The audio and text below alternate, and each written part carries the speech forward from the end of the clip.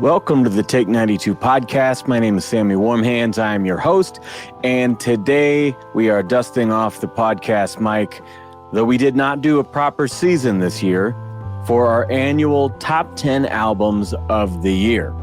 Now, this is a unique episode because this is the very first video podcast on the Take 92 podcast. Video episode, I should say. I can't really edit now because I'm on camera. So anything I say, that's what you get. But here we are. Usually I do a format that consists of 10 honorable mentions and then the top 10, working our way from the lowest to the highest, all the way up to number one. We're going to do that in a similar fashion today, but it's not going to be quite as extensive on the honorable mentions. I figure I should address this year, the first half of the year. I had so many personal things going on. I just decided that I needed to put the show on hold. I already have the Bat Fanatic podcast, which is my Batman show where we review comics and film and animation. And that has sort of become my main, most consistent show at this point. Reason being, it's a regular cast. You know, my co-host and I, we record one episode and then we put a date on the calendar for the next one. And I had so many people say yes to do season 7, I think, of the Take 92 podcast. And it just didn't happen. You know, a yes doesn't mean much until you actually get that date booked. And sometimes not even then. We've had some crazy ones. So, yeah, I was going to have members of Rancid, Sum 41, all kinds of great bands. And Less Than Jake was another. And scheduling just did not permit. So, went on a break. I was also going to do, as we did one episode earlier on Dead Fucking Serious, my punk band, I was going to do an episode on the rap album that I dropped this year, but I only did the lyrics, and my other half of the group, Webb the Free Range Human, was going through some crazy personal stuff at the time, and I wasn't able to get him on the show. So felt weird, decided to just skip it. As much as I wanted to really dive into those songs and do a lyrical breakdown, I did not. So here we are. At least we're doing the reflection at the end of the year like we always like to do. And since we are shortening a bit on the honorable mentions, I wanted to first show a couple other musical things that I picked up this year. I was able to go and see some shows, got to be front row for Bad Religion, Smashing Pumpkins, you know, all these bands I've seen before, but like really get up there for the first time. And that was awesome. And another thing is I have been going to more and more Comic-Cons and even scouring eBay more often. And I've been able to meet some great people, get some autographs in person, and then also get some autographs from folks that I will probably never meet realistically. So let's start with the big one. And that is, I had the whole band, Metallica, from their last album, Hardwired to Self-Destruct. They each had a headshot signed. I got the whole set of these. I only took Lars off of the wall because I didn't want to have a whole stack of frames here on the desk. But yeah, my favorite band ever since, you know, I was a kid. Inspired me, you know, to do all new things on the guitar when I was in middle school, and still inspires me today when I write for DFS. The first show that I saw this year, though, was actually a comedy show, and I got to meet David Cross. He had a VIP meet and greet up in Portland, and that was awesome. His new show is amazing. I think it's actually out on streaming now. But yeah, the new set just fucking destroyed. And then a bunch of us got to actually just hang out with him. It wasn't like you stand in a line and you get your thing signed and you take your picture. You know, we actually all just got to hang out, and they had food and drinks, and, you know, everyone just kind of chilling, and we all got our time with him, and it was really cool. So I got all of my CDs signed. He actually said something like, Jesus Christ, you got the whole, you know, thing. So that was cool. And then also one of my favorite bands since 2001, I think, when I saw them open for AFI thrice. And I have talked about it before. I actually got to open for them back in the day. We talked about this on the Paul Miner episode. And that was Illusion of Safety 2002, my favorite album of theirs. And never got to meet them at the show that we played. And I've seen them a bunch of times ever since. They're still one of my favorite bands. And they were doing the 20th anniversary tour for The Artist in the Ambulance because they just re-recorded it, put that out again. In fact, we should talk about that. I will mention that when we get into honorable mentions. I didn't even think about it because there's no physical CD copy. You know me, I'm a CD collector. But yeah, they were doing a VIP ticket offer for this tour where you can come early. They'll perform acoustic songs just for you, and you ask them questions, whatever, and then you can get your photos and your autographs and stuff. So I got that album, The Illusion of Safety, signed. I don't know how well you can see all those. Oh yeah, there you go. And got to meet all the guys, and I got my little badge signed. My wife and I both got ours done. That was really fun.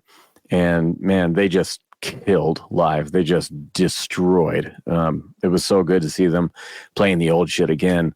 Another one of my favorite bands from back then is The Living End. They're an Australian band, and they were doing the 20th anniversary, 25th anniversary, of their first full-length album, the self-titled one.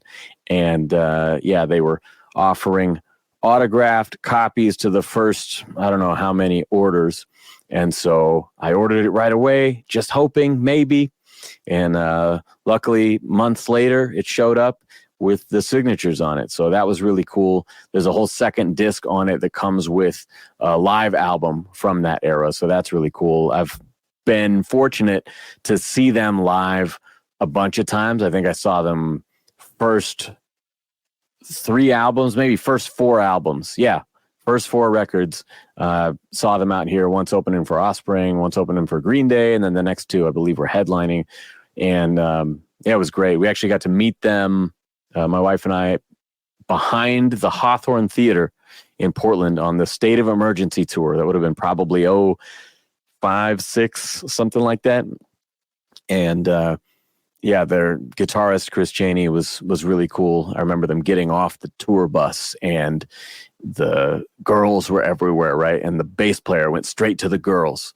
And then when the guitarist came up, he's the singer of the band, just amazing guitar player, can do the like Brian Setzer rockabilly stuff, then can do the fucking, Kirk Hammett metal shit. Like he's just a one-of-a-kind guitar player. And anyway, he steps to the doorway of the bus and looks out, and all the girls or whatever, and he kind of looks past them and just sees me. Oh, there's a band guy. I don't know what he thought, but he stepped off, and I got to talk to him about guitar gear for like 10, 15 minutes. So that was great. And now I finally have something, because, back then in 2000, whatever, no one was carrying HD cameras in their pockets. So nice to have a little souvenir for the wall. This fall, I got to reconnect with legend in hip hop from the Freestyle Fellowship, Micah 9.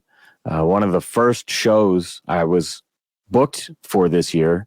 In fact, my first real shows since the pandemic. I did one little local thing just to try it out, and I played a couple with DFS, but my first rap show, solo shit, was supposed to be a mini tour with my old friend DJ Abilities from Rhymesayers. And it was going to end in Berkeley at Gilman Street with Micah 9. And I got COVID and had to cancel all the shows. So, yeah, that fucked me up. But at the end of the year, Micah came through my town. And of course, they invite me to play when cool shows happen in the Bay Area and Portland and Seattle and other places, but my hometown doesn't care as much. So I missed out on that, but I got to hang out with him backstage. He signed this album for me, and he signed the new book that he put out this year called It's All Love. And I'm actually interviewed in the book, which was really, really exciting. Yeah, anyway, hadn't seen him in a very long time. It was very cool. Just want to slip in another couple of Comic-Con autograph finds here. Oh, but first, I will mention my first show of the year is, I believe it's the first Friday in March with Mike and Nine at the Big Dirty, because my dude KI Design, he runs that place and he's got love for me. So really excited to be part of that show. And, we've been doing most of his appearances in this town since like 2012, I think. We brought him in together. He was on tour with our friend Graves 33. And so we've done it at Lucky's. We've done it with the Freestyle Fellowship at the Wow Hall, and we did it with him solo at Level Up, where KI used to work. So, yeah, come through the Big Dirty. You get to see one of the legendary innovators of freestyling perform on another level. The dude's just a fucking alien, man. He's otherworldly with his talents. Anyway, a couple more things that I picked up autograph-wise that are not comic books, okay? And so one of my favorite movies, right? You know this. The logo is on so many of my old group's albums, The Illusionist. The logo is on my van, on the doors, and the Grindhouse movies, right? It was Planet Terror from Robert Rodriguez and Death Proof from Quentin Tarantino. They were shot and premiered as one film. And it was the first time I saw a movie 3 times in the theater. I loved it so much. And so at Washington SummerCon this year, I got to have a chance to talk to Rose McGowan for a second. So I brought my Planet Terror DVD, and I know the lighting's probably not great to see these, but it's the first time that I've been able to show you the stuff I'm talking about. So I wanted to bring a couple other things than just the albums. But yeah, she signed that for me. Says Sam, Rose, Cherry. Yeah. So that's pretty cool. Cherry Darling. Another one that I got to meet is just a tremendous actor. You guys probably know him most recently from The Mandalorian, or back in the day from Do the Right Thing. But Giancarlo Esposito from Gus Fring fame, Better Call Saul and Breaking Bad. I was talking to him about Better Call Saul, but I brought this because it was the only disc I had that was just him on the front. So he was very cool. Got to chat with him for a minute. And then when I went to, that was also in Washington. And then when I went to, what was the name of it? I went to Comic-Con in Austin, Texas, and he was also there. And so I didn't pay to meet him again, but he did a panel where he's speaking to the crowd. So my wife and I went and watched him talk for a while, which was all kinds of unique, being in the middle of the strike. So he couldn't talk about his characters necessarily. So it was very interesting to see a totally unique experience with him. And another one, I usually go to Seattle for Emerald City Comic Con, and they were doing a big Scream cast signing, and I wasn't able to go, but I was able to mail in, not a Scream movie, but one of my other favorite movies from when I grew up, and that is SLC Punk. So yeah, that was really exciting to get Matthew Lillard on here, and also like, he's kind of having a little bit of a comeback. He's not a dude you see all the time, but, he was in the new, what's it called? Five Nights at Freddy's or whatever. That was a pretty cool movie.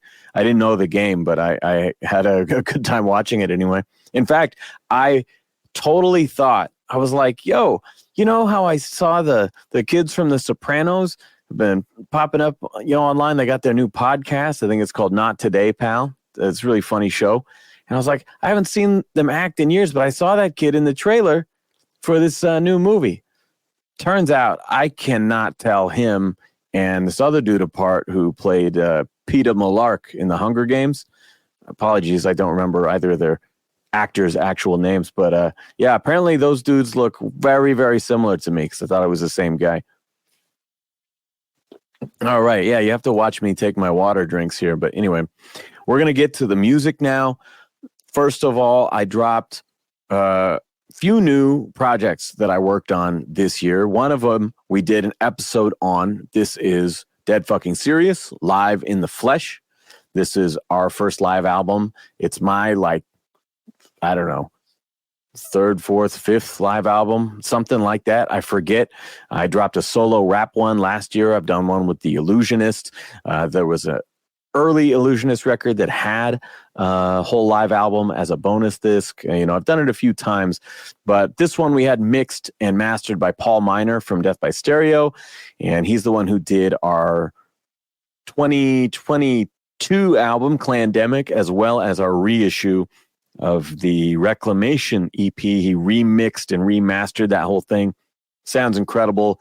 I genuinely don't want anyone else to touch our music ever again. And so we gave him the live tracks recorded here in town at John Henry's by Jake LaRoche, who's an amazing engineer here locally. And yeah, it turned out so good.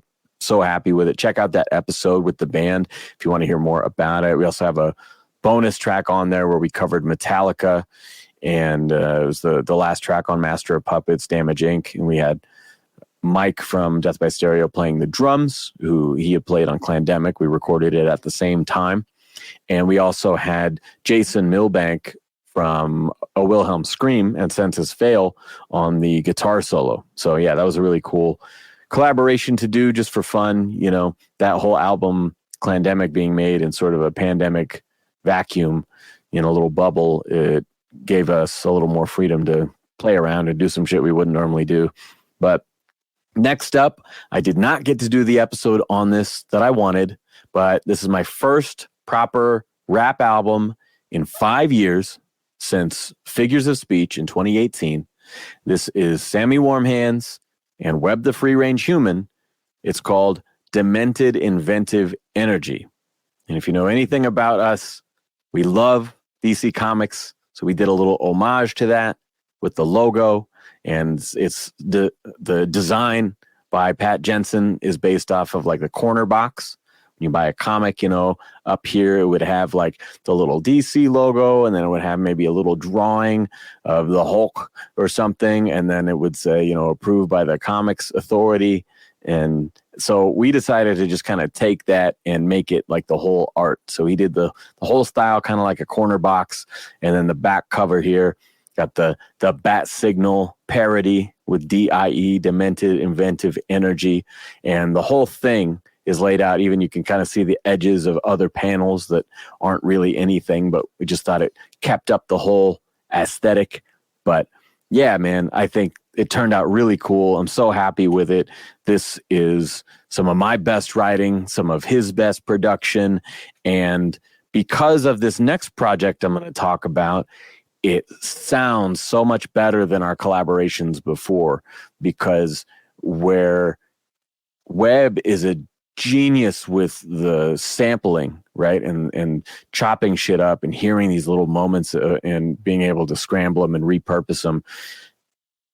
I have generally not been able to get like full multi-track projects to mix from him, and sometimes I got some stems, like a first line of this album is better ask for the stems, like Order and Vegetarian, because it's so hard to make it sound right when all you have is all these old samples, kind of rough mixed together, and you don't have the ability to go in and adjust that hi-hat and adjust that bass line and all those things, because they're pulled off records all together. So on this one, he was able to give me stems on a few tracks, and then his hard drive crashed, and so we had to actually make the album with the rough mixes. So what I had done on this record, Primates, this is a local group here from Eugene, Oregon, hip-hop group. Album's called A Dying Breed, has amazing artwork. But these are some MCs that have been around since before my time, even when I was playing punk rock back in the day. And I learned about the group through their multi-instrumentalist producer, Etzel, who I knew from Capgun Suicide and his other bands over the years playing punk rock. So Primates asked me to mix and master their songs. You know, they were a new group. They want to put out a couple singles, and we did, I think, 2 tracks, and then we did another 2 tracks, and then we ended up doing a bunch more, and then I remixed those originals, and we just did a whole album out of it. And one of the parts of that process that was informative to me as a mixer, because I'm not there producing it and able to have my influence there. And so as a mixer, I had to get really creative at times to not only, you know, kind of mute certain parts and then add them back in to give the songs dynamics, or like, you know, edit and line up parts a little differently to make it really pop, you know, and the chorus comes in or when the backup vocals hit, things like that. But there were also tracks where it was like, oh, this is just a whole drum track that's programmed in the computer or something. And it's like, oh, okay, well, if I don't have more to work with, then what am I going to do? And so I pulled up Drumagog, which is the program I use to add drum samples, you know, triggers basically, into my mixes, right? And I usually do it a small amount just so it kind of cleans it up a little bit. There's less bleed in the mix. But in this case, what I did was I took that drum track and I copied it, and then I isolated the snares with EQ and maybe gates and things like that, and trigger a snare over the top of it. Okay, cool. Now I can bring my snare up and down. I can EQ it, compress it the way I want. And then I would copy the original drum track again, repeat all the same stuff, but creating a kick drum layer. So now I have a kick and a snare, and the original track has the cymbals and everything on it, right? So now I have 3 drum tracks that I can play with. And so I would use methods like this to make the Primates album sound as fucking clean and punchy and big as it possibly could. And I think it sounds great. And right after I finished that is when I was finishing Demented Inventive Energy. So these 2 albums to me really go together in my head. And you know, they were both done back to back this summer. And I was able to use those techniques on Webb's tracks for kind of the first time. You know, if you listen to some Illusionist records back in the day, I might be like adding an 808 or a heavier kick behind the funky drummer because there's no bottom end in the sample or something. You know, I would do little things, but this is the first time I really went into the weeds with the mixes, and they came out really cool because of it. So, what did I mention earlier for honorable mentions? Let's get into it. I mentioned Thrice. That's what it was. The 20th anniversary. I don't even want to call it a remix. They re-recorded The Artist in the Ambulance, which was their first major label album on Island Def Jam back in 2003. So that album was a game changer to me and my friends, because the one that I showed you, The Illusion of Safety, was nuts. It was such a blend of styles, and the arrangements were so wild and interesting. Like, we had never heard anything like that before. And the next record was like, oh, now they've got a budget though. And so they got these thick guitars with their mesas and their Bogners, you know, and everything sounds fucking mean. We used to obsess over their guitar tone, and that album, as they returned to it, was such a, I guess, departure from their last, I'd say 10 to 15 years of work, really. Because once they did the Alchemy Index, and I may have spoken of this before, where they went from combining all their styles to like, okay, let's separate all the styles, right? And then after that, they never really did it again. They just kind of like, oh, you know what? This air thing is like, because it was like earth, fire, air, and water. And they kind of stuck with that air thing where it was more of like a post-hardcore or a post-rock or some shit. I don't know.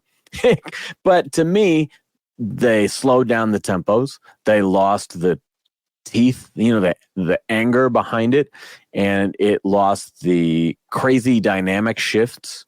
and, kind of just expansive, wild arrangements and layering that they would do. And it sort of just became like, oh, they're a great band that writes great songs that you could pretty much play on an acoustic guitar, which is not the case of those first 3 records at all, four records.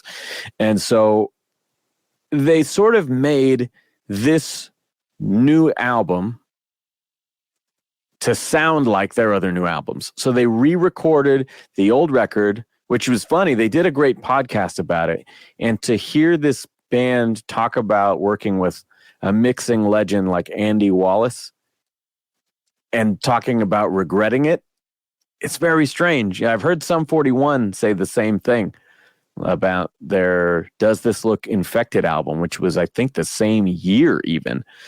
And I think also an Island Def Jam release. But yeah, both bands sort of dissatisfied with the, I guess, homogenized rock sound of the time. He was using his regular bag of tricks. But I always thought that album sounded great. And to me, it is fucking weird to hear some of those chuggy metal-inspired riffs played through a Telecaster and an AC-30, which is what Tepe was doing on the new record. I don't understand that. There are moments on the record that are even better, right? Because they were still a young band. They were young players, especially Dustin Kensrue was a young singer. And his voice didn't really evolve until Visu, but it didn't really get to the voice we know until later, even Beggars or, beyond. He's become a great vocalist over the years. So vocals have vastly improved, but there were also a couple of odd guest vocalists or something, and it's like, dude, we know you can still do the gnarly scream. Just do the scream. You don't have to have the other guy do the scream. Come on, So I think the opening track soured me a little bit because it's one of those albums that just gets better and better as it goes. And what that means is the opening track is maybe the biggest departure. And I was like, oh, okay, well, at least they'll do it like they do it live or something. It'll have the extra heavy jam at the end. Like, no, it doesn't. It just kind of is a atonal, more melodic version of the hardcore stuff. So, yeah, The Artist and the Ambulance Revisited is one, not an album I could buy because, again, I collect CDs, and they didn't even bother to make it this time. It's the only album of theirs I've never been able to buy. So I listened to it online a couple times, in my wife's car, I think, because she has Spotify in there. And if you know me, that's not something that I like to use. So I listened to it in the car with her. It's got its moments for sure. I can understand what they were going for. But I also, as a listener and a producer, question some of the choices in if you're going to return to that stuff, at least remember the intent behind it, I guess I would say. Anyway, that's enough time on our first honorable mention. But okay, there's not many. In the past, I've spent a long fucking time on those. The next one I want to mention is Rancid. They have, I would say, 10 albums, 12 albums, something like this. And Tomorrow Never Comes. This to me is a really clean album cover. It's very simple. It reminds me a bit of the back cover, I believe, of Rancid 2000.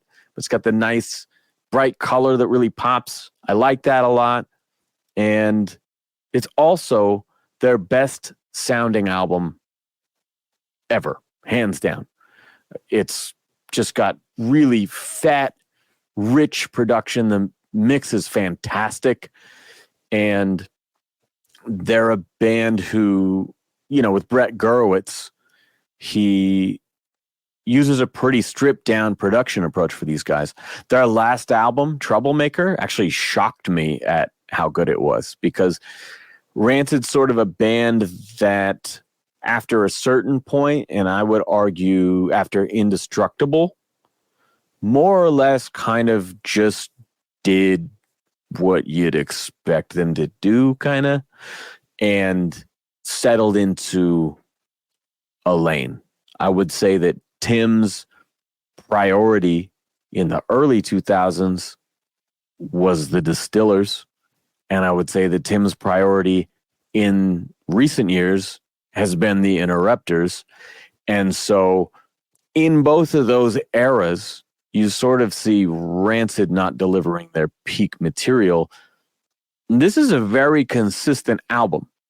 I think front to back, there's not necessarily skippable songs or anything like that, but I mean, there's some odd choices. The second track is called Mud, Blood, and Gold. And that song has this, Tim Armstrong is a unique character, right? It's easy to make fun of his voice, and, people all have their shots at it. I've done it before. This guy I really look up to, but also, he's got some exaggerated characteristics. And on that song, it's very odd because you get a gang vocal, all three singers at the same time doing all the words together. And they're doing it in Tim's weird on and off the beat timing. And it sounds very strange. The first time I put it in, I was like, what the fuck is happening? How are they even following that in sync with him? I don't know how that happened. But for the most part, I would say it's a pretty strong set of songs, but just not connecting with me for some reason. Again, it sounds great. It's really consistent. But something about Troublemaker really just impressed me. I think that and Never Gonna Die from Pennywise, that came out at the same time. And those albums really struck me as like, oh shit, they still got it. They still got it. And with this one, it's good. It's solid. I'd say check it out if you like the band. But it's not going to be in my regular rotation when I think of the band. I want to put them on. I think if I wanted a newer record, I would put on Troublemaker instead.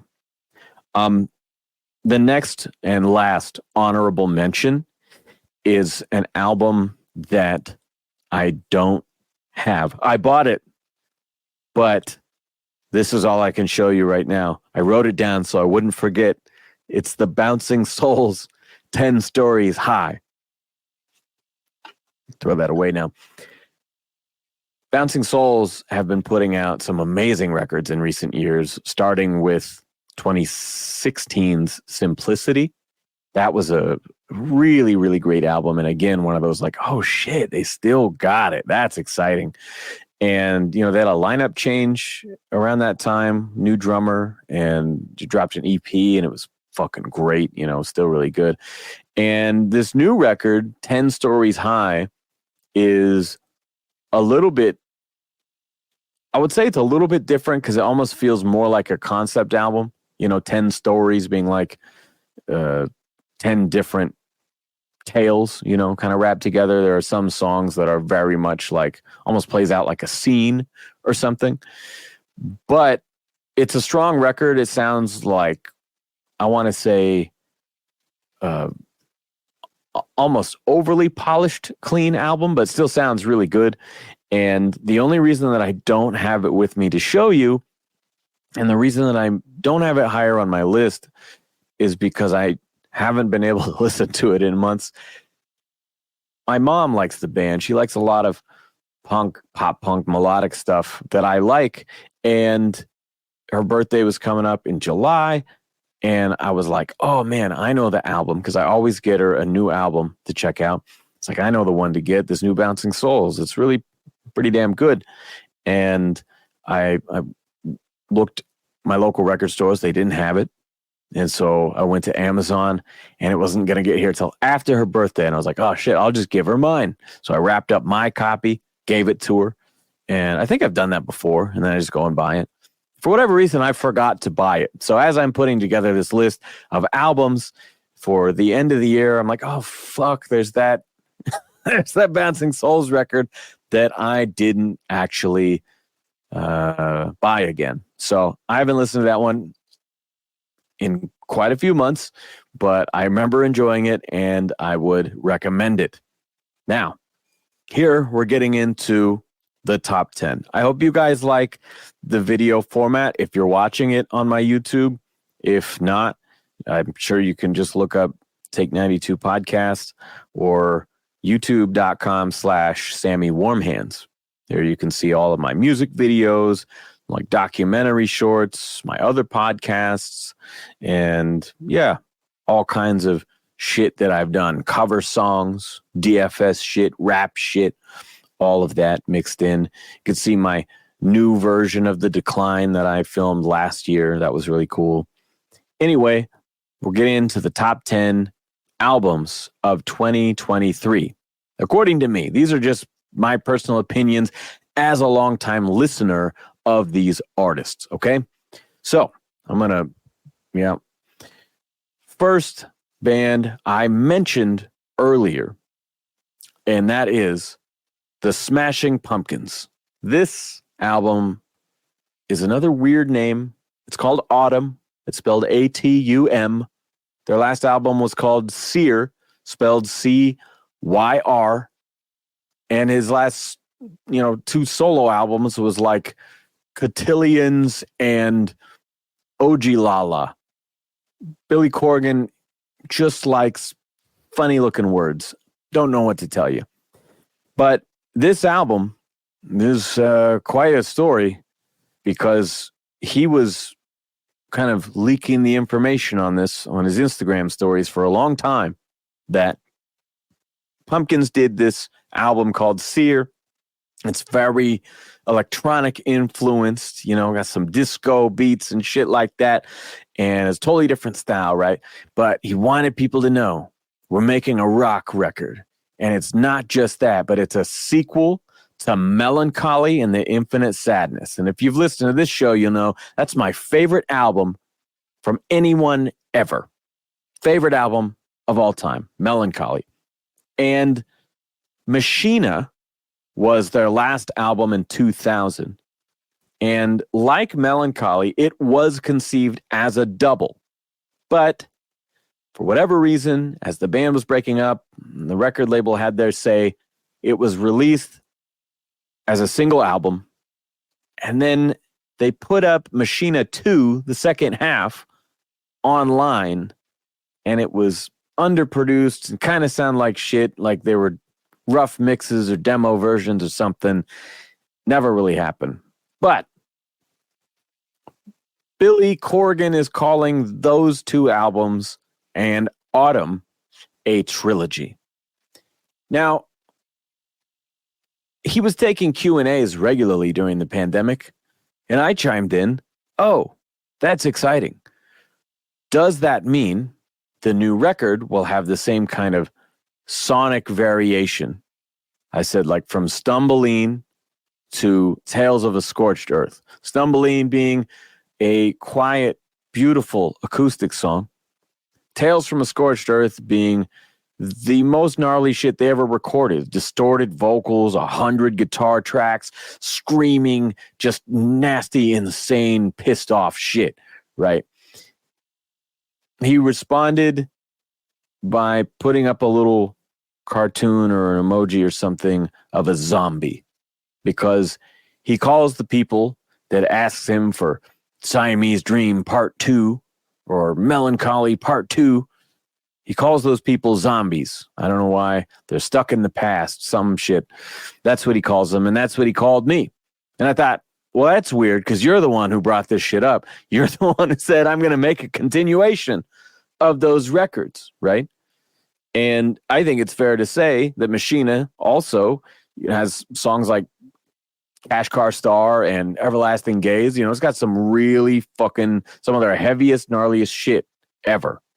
And that's not really been where they've been at lately. So I was very interested. He's become a much better singer. I will disagree with the consensus that his voice has gotten worse.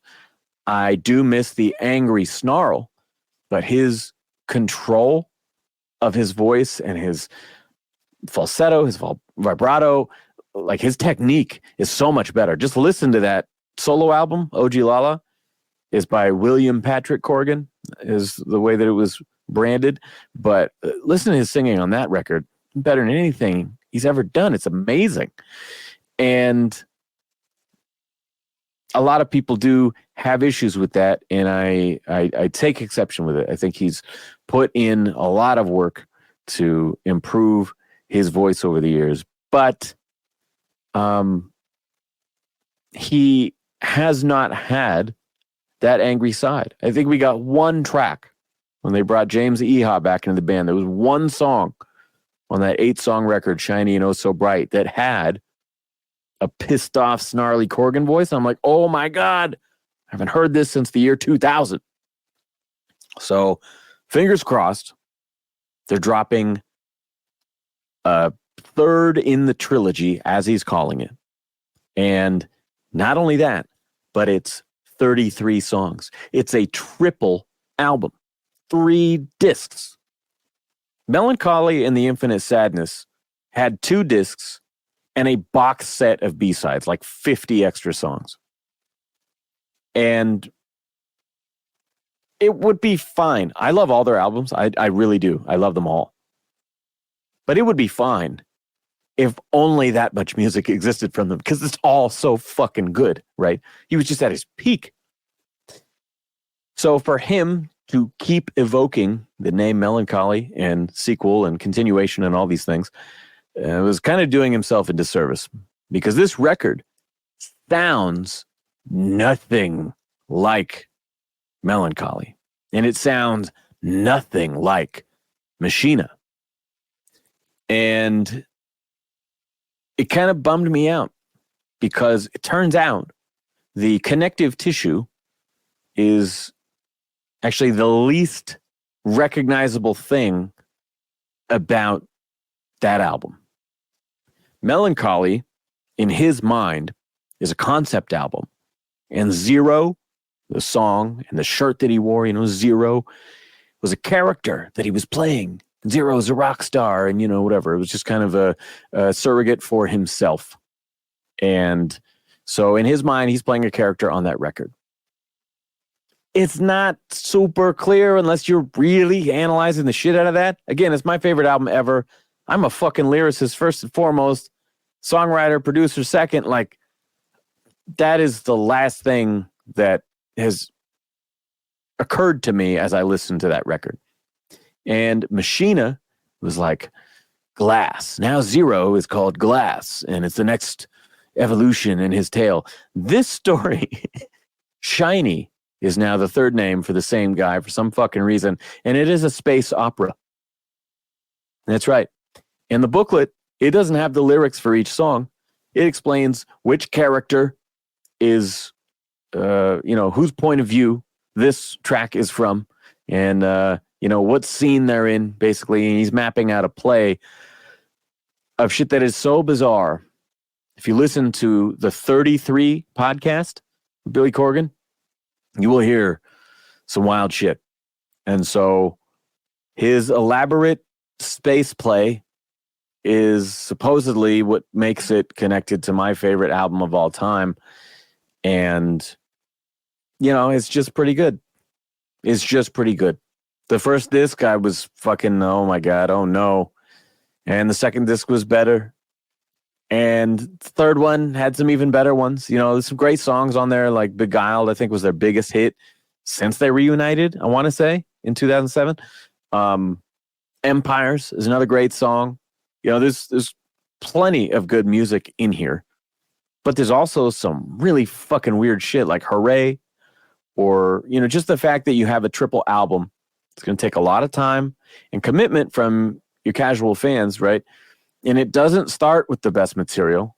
It starts slow, build up, like, oh, is it going to be a proggy thing? Like, no, not really. Jimmy Chamberlain's kind of got one hand tied behind his back playing basic beats again. Like, okay. It's like, you got my favorite drummer just following the chord changes. Like, all right, great. And then it doesn't end with the best stuff either. The last couple tracks have some of the most almost unlistenable parts of the record. Only 2 in the last minute and a half, like 4 minutes into the closing track of the trilogy of discs here, do they go into one of the most beautiful serene moments of the whole thing.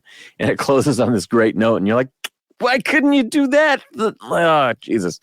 So, yeah, it's a mixed bag. I will say, when I got to see him live, I thought, fuck, if I can work my way up to the front row, and I'll just stay there until they play the new songs and the hits that I've heard a bunch of times, and I'll just hit the road, right? I'm going to have to drive 3 hours home. Well, the show was so fucking good, and I was on the front row for the first time. It was amazing. And they played the new songs. I like the new songs in the set. And so, yeah, I don't know, man. I think maybe they curated some of the better ones. It's an album that sometimes, I put it on today, all these albums, I listened to them all today. And just to refresh my memory.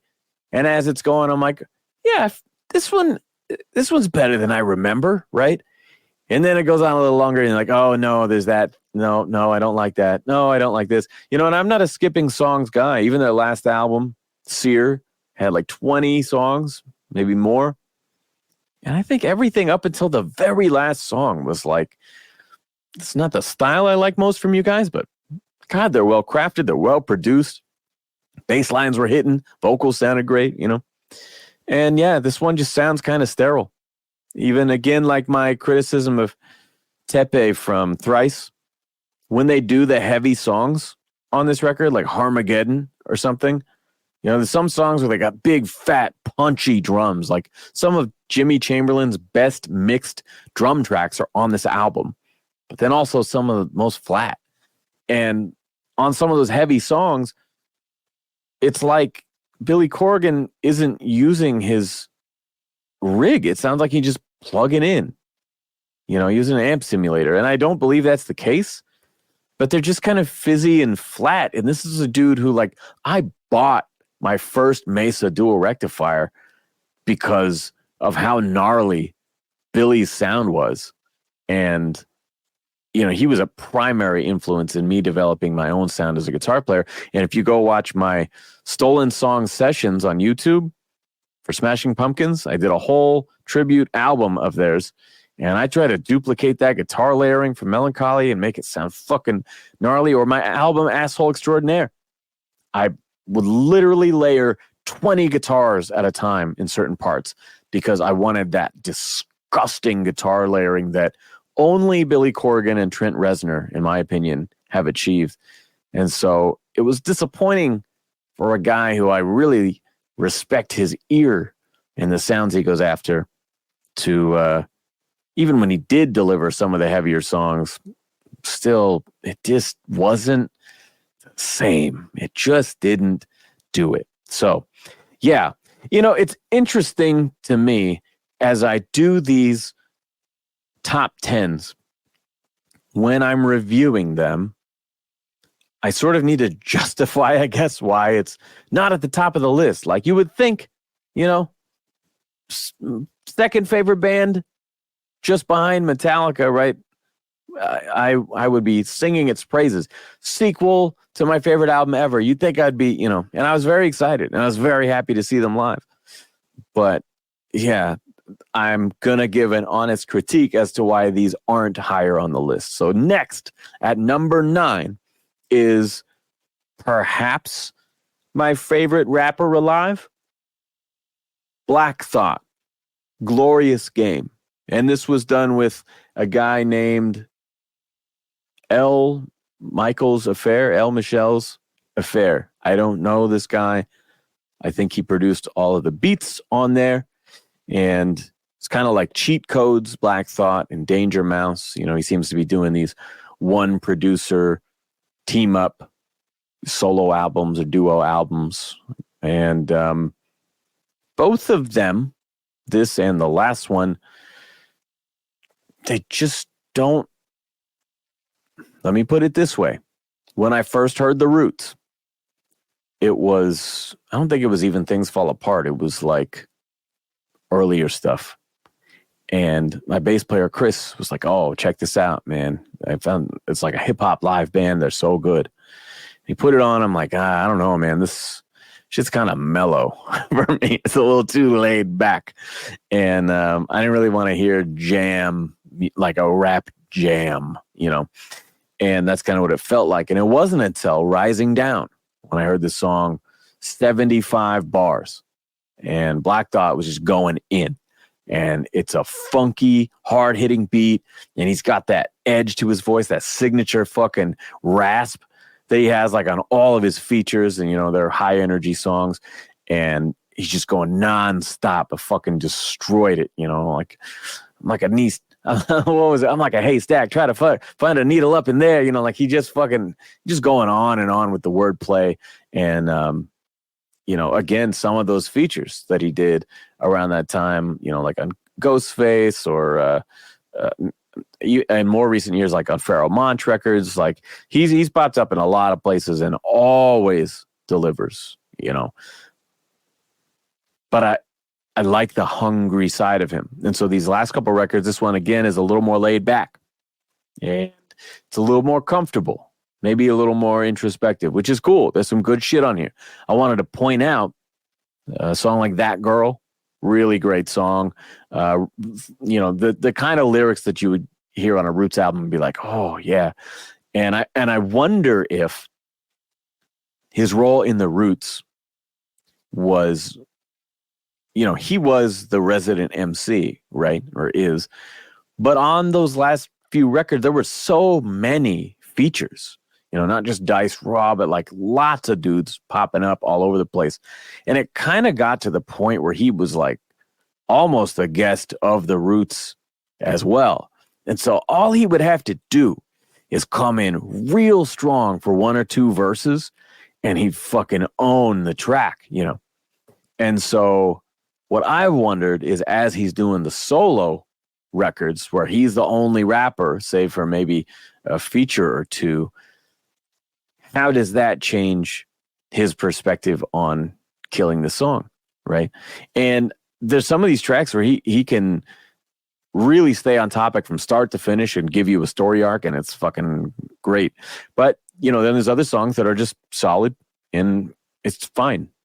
So I think That Girl is a great song. The Weather, I think, is another song where I credited Epic Beardmen, Sage Francis and B. Dolan, when they were on this show, for doing a song that had multiple tempo changes and shit in it. And this song, The Weather, is one where Black Thought plays with the same shit. And the production is very inspired on this one.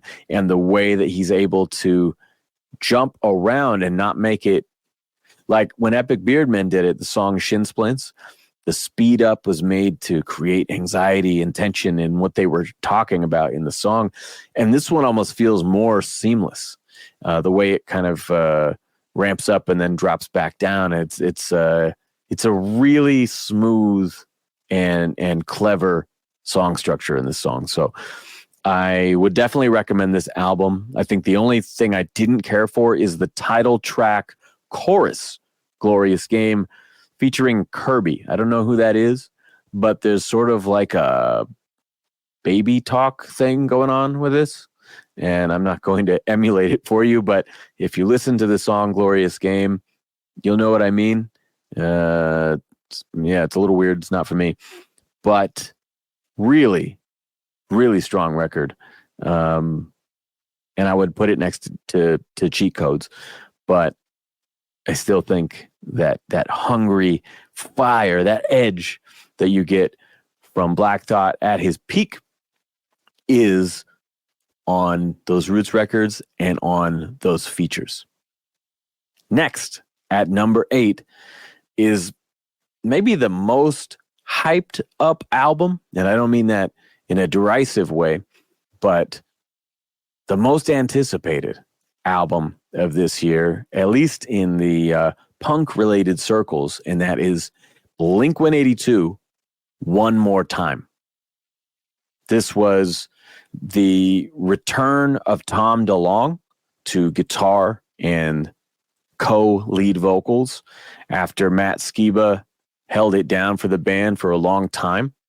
And they sort of did what the Red Hot Chili Peppers just did to Josh Klinghoffer a couple years ago. You know, your main guy leaves and the band wants to continue, so They bring in a friend and he does everything for them. They make 2 albums together. Both bands did that. Toured a bunch, and then once the original guy wants to come back, it's like, okay, well, see you later. Thanks for trying. And I think it was more amicable in Blink, but that's basically the parallel story. The main difference, of course, being that Mark Hoppus was diagnosed with cancer, and I believe this was smack during the pandemic, like 2020-ish. And, he had to go through chemo and a whole bunch of shit, and that reunited them as friends. And the bitterness and the pettiness and all the bullshit went away. And I thought that was amazing to see, and I watched Mark's recovery like many of you did on social media, and it was really inspiring. And to see him playing bass in just YouTube videos again at home, doing his little streams and stuff, that was really cool. And I was so glad that he was able to bounce back. And they had done those 2 Matt Skiba Blink records with John Feldman from Goldfinger. He's a great producer, and he co-wrote most of the songs on those albums. So if you listen to the late 20-teens Blink albums, 9 and California, and then you listen to The Knife and, what was that last Goldfinger album? It's one of my favorites of the year. Now I can't think of the name. But yeah, if you listen to those 2 Blink albums and the last 2 Goldfinger albums, they have very similar sounds. And Travis Barker even plays on some of the Goldfinger stuff. And, I think some fans didn't like that it was a little bit homogenized, like they're sort of rubbing off on each other and doing a little bit too much of the same thing. I thought California was a strong album with Skiba. And then they just got really, really poppy. Feldman uses a lot of auto-tune. There's never a moment where the guitar riff just plays. It's always got to have a whoa or an oh or some big sing-along. Like, I can't imagine playing those songs live because you would never just get to breathe for a second. You're always straining your voice up and down. So this new record was produced by Travis Barker and the return of Tom DeLonge. And so for a lot of us fans, that's very interesting that maybe, though the late Jerry Finn will not be around to produce, maybe the band doing it themselves is the best thing we could hope for. And when it came out, I think there was mixed feelings on that. Some fans thought that, Travis lost his signature drum sound, that he used, too many studio tricks, like I talked about, blending in samples and stuff to make it, you don't want to compress the fuck out of it. And most records are super compressed. And so, that's one way you can get away with not compressing it as hard, is to record your kit ahead of time. And then as you're playing, blend in those kicks and snares so the hits are even. That's a trick that a lot of people do use, I should say. And I think his drums sound fucking great, because I was always of the mind that he had that poppy piccolo fucking ska snare on those early records. And I remember reading about there'd be arguments between Jerry Finn wanting to tune that fucking thing down, and then Travis would tune it back up. He liked that smack. I think maybe it's that marching snare thing. I don't know. But this record, to my ears, sounds like really punchy and tight on the drums, and I fucking love it.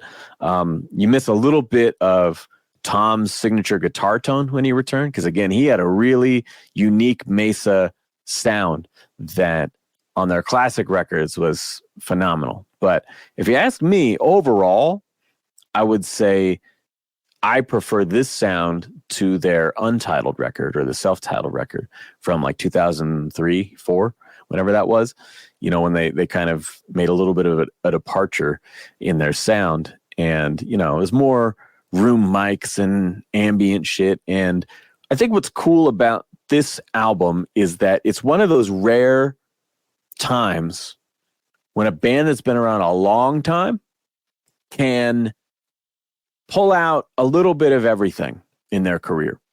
You know, I think Green Day had an album like that. It was Revolution Radio. You can hear a little bit of every era of the band in that.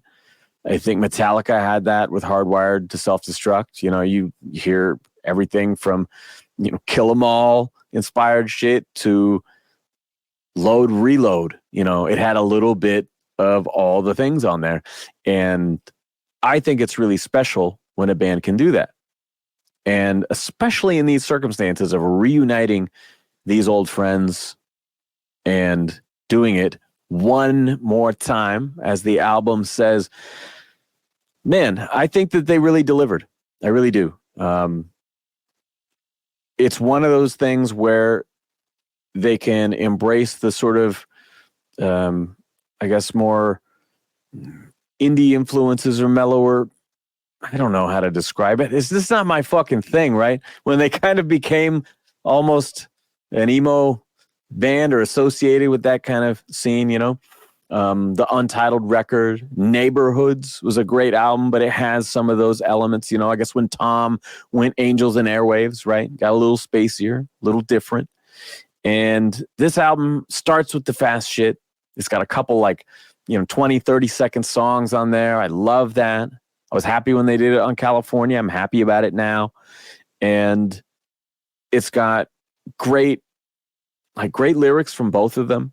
You know, they talk about the things that they've been through, the time they've spent apart and getting back together, all of those things.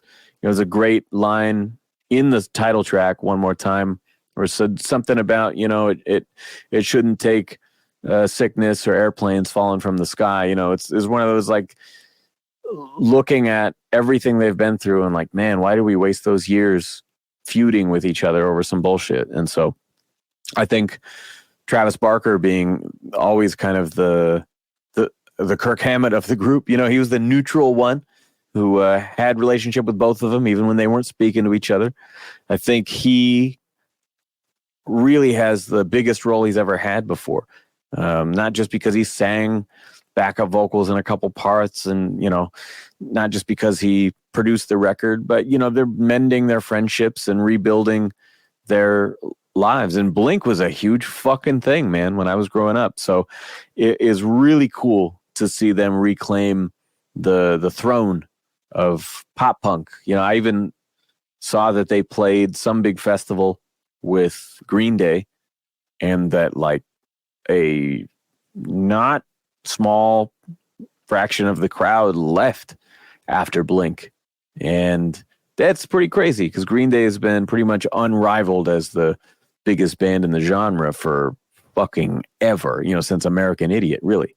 Because American Idiot was right after those big Blink albums, you know, and kind of when they would begin to separate and go into obscurity. So, yeah, I think there's some great shit on here. My favorite song is Bad News, breakup song. Another clever subversion that they do is I think there's songs like this where Mark is singing a breakup song and he's a happily married man. And yet we know that Tom went through a divorce. And so it almost feels like Mark is writing for Tom, but he's going to sing it for you. And there's times when Tom does the same for Mark about the things he's been through with his health and stuff. And so, yeah, there's some really great moments on here. Terrified was a Boxcar Racer song that they never finished and became a Blink song. Yeah, there's lots of good shit in here. So I would only slide it for the auto-tune. I don't know why. That's the one thing from Feldman that they kept. But, you know, Travis Barker's taste in rap music, for example, is like the shit that I hate the most. And I think having him as the producer, you know, it's like he's coming off, didn't he produce that Machine Gun Kelly pop punk album where it was the same thing? It's like really, really overproduced, especially on the vocals, because everything's fucking auto-tune. Hey, use your pitch correction by all means, but don't make it sound like T-Pain. And some of these songs sound like T-Pain. But anyway, strong record. That's really the only thing I would fault it for. And I've really enjoyed it. I've listened to it a lot. When it first came out, I thought, damn, this might be in contention for album of the year. But as it stands today, when I put together this list and listened to everything real quick, I'm thinking it's a strong number 8 at least. Next is another band in the punk circle. This is a band from Australia, and they're on Fat Records. I believe I reviewed their last album on the show. It's a band called Clowns, and this record is called Endless, and I did not know it existed until the other day. I remember seeing one song that they dropped like beginning of the year, and because I spend most of my internet time on the Bat Fanatic page, because thinking about music and being a musician crushes my soul and makes me sad, I like to spend a lot more time on my Batman page, where everyone's just sharing the stuff that we love and no one's in competition. So I somehow missed this album, and I saw somebody comment on Reddit, "Oh, that's my favorite punk album of the year." I'm like, oh shit, I didn't know it was out. So I ordered it, got it right away, and I was blown away. As I do talk about the production and the mix, their last album was very good. And as much as I enjoyed it, it was also one of those albums that if I'm cranking it up, can give me a headache, because it's very mid-heavy. It's a lot of guitars up front. They're kind of washing over the drums a little bit. A lot of vocals. And with this record, it's almost a reaction to that. It's like they felt the same way, I think, because it is so bass heavy and scooped out in the middle. It is very powerful.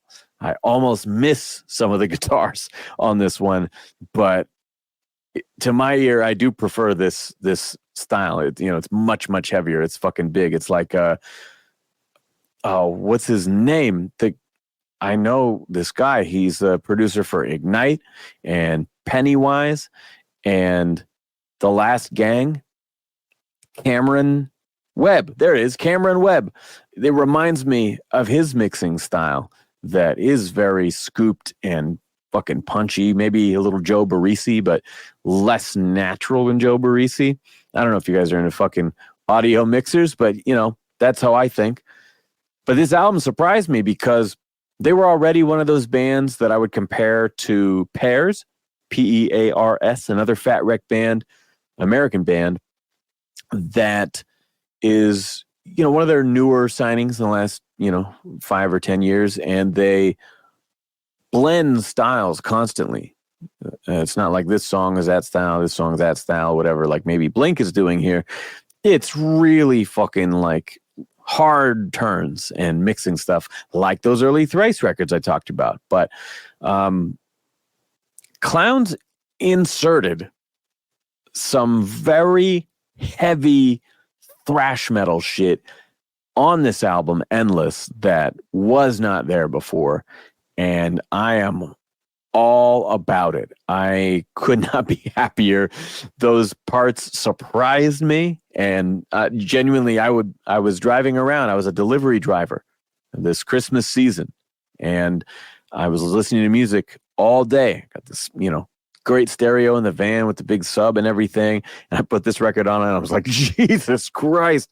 And I remember the song Death Wish came on and you get this long growl. By the way, the album opens with perhaps the longest recorded scream I've ever heard, to the extent that I would love to see a video of it being recorded, because I almost don't believe that it's real.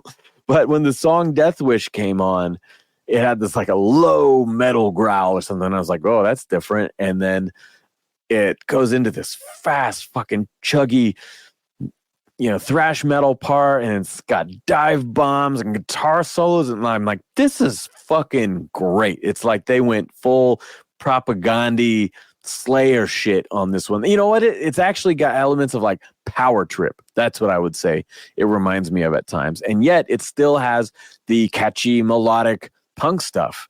And, you know, lyrically, the band is still super like funny and confrontational and cynical.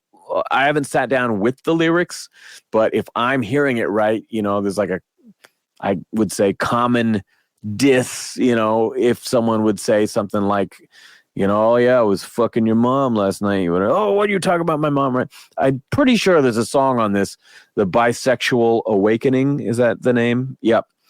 Where he's talking about being bisexual and therefore like, I'll fuck your mother, I'll fuck your brother, I'll fuck your whole family. I could be misreading that, but based on some of the shit that they said on the last record, I'm pretty sure that's what I heard. Anyway, it's really funny. It's got a great album cover. Again, super over the top metal shit. And fucking, it sounds massive. It's fast. It keeps you guessing. But there's one downside, and that is it does not have a strong ending. There is a bunch of nonstop hard hitters, just bangers after bangers. And then the track Quicksand, which is second to last. You know, we lead into it at this big, like, enough is enough. Would be a perfect ending. Just stop. I like a short punk record. But what they do is they almost make an intro. To me, it makes more sense as an intro. It's like a very quiet, I think, acoustic thing. And it drags out for a little while, and then it suddenly ramps up, and then, oh my God, it's a fast punk song. And it's pretty cool. I don't dislike the song, but I question its use as the back end of the album. And then on top of that, I would say the last track is probably one of my least favorite things on any of these albums we're going to talk about. It is like a 10-minute spoken story of some old-timey bank robbers or some shit with the band playing behind it. And I'm not opposed to a very long song. I'm not opposed to a story in a very long song. But unless it's like Weird Al's Albuquerque, and it's really, really entertaining, I don't know how it belongs on this album of short, aggressive, spastic energy punk songs. It doesn't make any fucking sense. It's really out of place, and it bummed me out at the end of the record. So that is the only reason this isn't very high on my list, because holy shit, that is a good album. So what are we at? 10, 9, 8, 7. Clowns is number 7. At number 6, this is another rap record, one of my all-time favorites. I got it the same day, I believe, as Clowns. And it's one that I didn't find in any of my local record stores, even though I look forward to it coming out. Fuck. All right. So got to order it online. It takes weeks to get here. Fine. I haven't had to spend as much time as I would have liked to get to know this and review it better. But Aesop Rock Integrated Tech Solutions. It starts with a cheesy 80s corporate music like background as he's saying like, hello, welcome to ITS, Integrated Tech Solutions, and blah, blah, blah, blah, you know. And it's sort of a fake, I don't know if it's necessarily like a commercial or like an orientation at a job that you might have to watch. And yeah, there's a lot of corporate jargon and technical bullshit. And as the first couple tracks roll out, it seems like maybe the whole album is about technology, right? And then eventually it veers into some more personal stuff. But yeah, as you first look at it, you know, inside, there's no lyric sheets. It's just graphs and charts and shit. And the actual music credits, they're mixed in there. But yeah, it's a bizarre, as Ace is wont to be. Another quirky little theme, like, let's say, Spirit World Field Guide. Is that what it's called? I always mix up the words. It's kind of an odd one. But that one also starts with an intro, like, I will be your guide through the spirit world, and, that kind of a thing. But, man, I would say his last 3 albums in particular, because I do like the Spirit World record, and it has some great lyrics on it. But production-wise, it kind of sounds like it was recorded on a laptop. Really, really harsh vocals and stuff. But this, I would say these last 3 albums with Malibu Ken, Garbology, and Integrated Tech Solutions, man, his production is so good. And if you've been following his career for a long time, like I have, when, let's see, Labor Days came out, Blockhead was making his beats, and that's when I first heard him. And I loved the music on that record. I thought it paired so well with Lucy Ford, Atmosphere. And they were both going for these like great melodic bass lines and stuff. And then over the next couple albums, Ace started producing his own beats, and it was a drastic change and for the better, right? And over the years, we've got to see his evolution as a producer, whether it's on his solo albums, whether it's on Felt 3, whether it's Blueprints, Vigilante Genesis, or the Hail Mary Mallon records with Aesop and Rob Sonic. And this is another really great sounding record. The beats are great. Like, even a track on this that's another spoken track where he's actually talking about his recent discovery of Vincent van Gogh and how he may have changed his perception of his work just from one particular painting. And a spoken interlude or whatever is maybe something that you might skip, but I actually really like the story. I even said was it on this record? I don't know. I said, Vincent van Gogh, I'm undersold. When I turn to dust, though, the rest will know. Oh, yeah, it's on this record. I think it's the song Spotlight on Demented Inventive Energy. But, yeah, when I say Vincent van Gogh, I'm undersold, it's because we talk about, as Ace does here, that Vincent van Gogh is now world renowned, but at the time he died penniless and unsuccessful, and in general kind of shunned for losing his mind. And then he only became appreciated, his work became appreciated after his death. And yeah, I think that it's cool that he discussed that a little bit, even if it wasn't necessarily in a rhyme.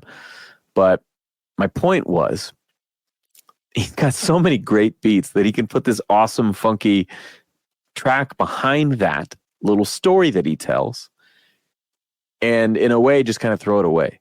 Like, I'm listening to it in the background going like, oh man, you could flow this pattern over it. You could fucking ride the beat like this. And he has got so many bangers that he's just content to like, oh yeah, I'll just drop that behind my Van Gogh story. That'll be fine. And so, yeah, great beats on the record. I sat down with the Rap Genius app, as I do, and I've really come to, this year especially, appreciate Ace's lyrics and understand them in a way that I hadn't in a long time. Because I think the earlier stuff, you're able to piece some more together. And then the record, The Impossible Kid, he's more autobiographical and you're able to get a lot more out of it. But sometimes his stuff is so dense and obtuse that you've got to sit down and see the words on a page to really get it. And I did that with Malibu Ken. I did that with Spirit World. I did that with Garbology. And it really gave me a deeper appreciation of songs that I'd heard a bunch of times, like, oh my God, that's what he's talking about, because he has such a broad vocabulary and such a way of using imagery and metaphor and stuff that it's so easy to get lost, or to get hung up on a line. And then he's 3 lines ahead and you're like, oh shit. Okay, well. And so I sat down with the lyrics for, I think, the second half of this record today, from the last half a dozen songs or so, and was able to digest it a little bit more. But yeah, I mean, there's some interesting ones that stand out even without the lyric sheets. Like there's a song about his obsession with pigeons and wanting to draw 1,000 of them, and things like that. Kind of reminds me of, like, he'll have a story on Skeleton about Camus Tao giving himself a haircut, and just weird little stories like that. So there's some cool shit like that on here, typical Aesop stuff, and there's some stuff that's in the theme of technology and human evolution and stuff. And yeah, man, there's some really great stuff. I wish that I could analyze this in more detail, but again, I'm still getting to know it, and I really don't have any complaints. I don't think there's a single thing on this record that I would change, and that's pretty much true of everything we're going to talk about from here on in. So that's number 6, Aesop Rock, Integrated Tech Solutions. I hope maybe they're hiring there at ITS, because I need a new job. Next is another album that is new to me. I heard it a couple times earlier this year in my wife's car. Again, we would go on road trips and stuff. She would put it on Spotify so I could hear it. This is an artist who is young and new, which is typically not my thing, and pop, right? And so we talked about her on, I don't know, last year or the year before's episode. This is Olivia Rodrigo. The album is called Guts. And the album before this was her debut, and it shocked me with how good it was. It was one of those things that captured adolescence in a way that was so timeless. It related to the kids her age and her peers and younger, but it also related to so many of us that were older, because it tapped into those emotions and that experience and that sort of shared coming of age period of your life, that everyone could be transported back to that moment if you were older, or they were living it at the time if they were younger. And it was a bit of a mixture of pop and pop punk and acoustic and some other shit, and in a way that some people, maybe like Avril Lavigne, had tried a little bit, but, or even Paramore to some extent, as they experimented and broadened their styles. But and actually there was a Paramore comparison that led to credit, like a legal issue that led to a credit being issued on one of the hit singles, which I thought, listening to the songs back to back, was bullshit, because it's just a loose similarity of a vocal phrasing over a common chord change. Like, I don't know what the fuck you want. But I thought that album was very inspired. She had one producer and co-writer on pretty much the whole thing, and blew me away. When the second one came out, I watched, I think it was the first music video, and it was called Vampire. And that song, once again, fucking blew me away. The video is great. It's like this whole metaphor for the music industry, kind of taking advantage of her youth and her naivety and sucking her dry and then discarding her afterward, And the song was actually shocking to me because it has this incredible dramatic crescendo into the chorus with these soaring vocals. I mean, she's a great singer. I think if you don't like the fully produced versions, which I really do, but if you don't, look up her NPR Tiny Desk concert. And it's very clever because her big single at the time was called Driver's License, and she filmed it at the DMV. They filmed the Tiny Desk concert at the DMV. It was fucking perfect. Her band is great. It's very stripped down and it's live. So check that out if you're not on board with Olivia yet. But I watched the video for Vampire. I was so impressed by the song, and that chorus just pulled the rug out from under me. I actually thought, oh no, they should have saved that. The song is fucking perfect. It's amazing. And it was such a big payoff so early in the song that I actually felt like, oh man, they should have put another verse in there before they gave it to us, or given us like half a chorus and not give us the big peak moment, because oh my God, it's so powerful. And you only hear it 3 times in the song, but I thought, wow, that is such a sledgehammer fucking chorus that I almost wish that they teased us a little bit with it. But great song. And then the next song was Bad Idea, right? That was the next video that I saw. And it was very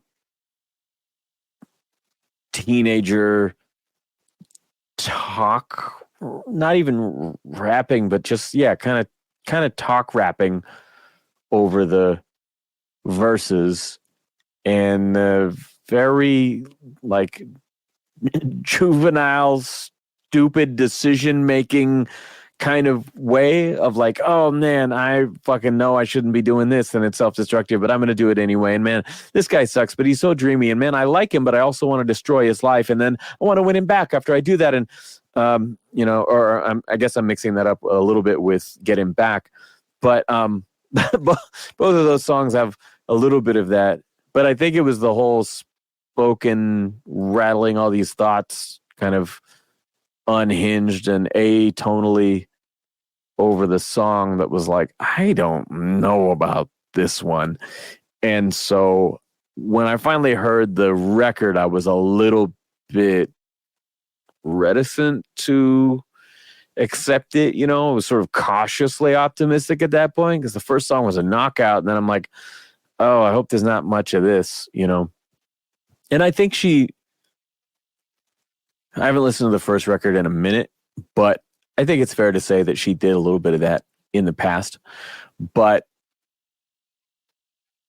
the album as a whole is a worthy successor to an impossible debut album to follow. That wasn't the best sentence structure, but you get what I'm saying. I genuinely feel bad as someone who's struggled my whole life to just break through on some small level and make a living from music. I also feel bad for young artists in particular, but anyone who has a first album that's fucking huge, that is ubiquitous all around the world, everywhere you go, huge, because how do you follow it? Everyone's going to expect it.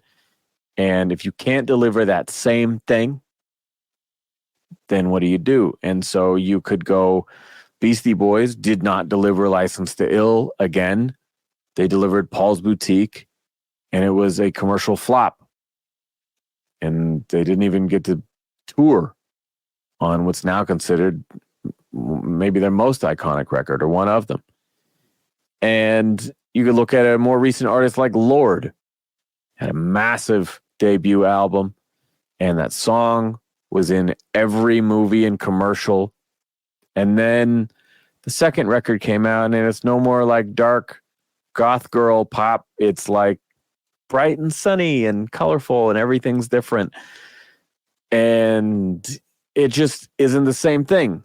So how do you beat the sophomore curse? And in this case, I really think that she's done it. I think this is a very strong record. Maybe the only thing I could fault it for is lagging a little bit in the second half. I think they drop Get Him Back at just the right place to kind of energize the back half of the record. But I think we need another one of those.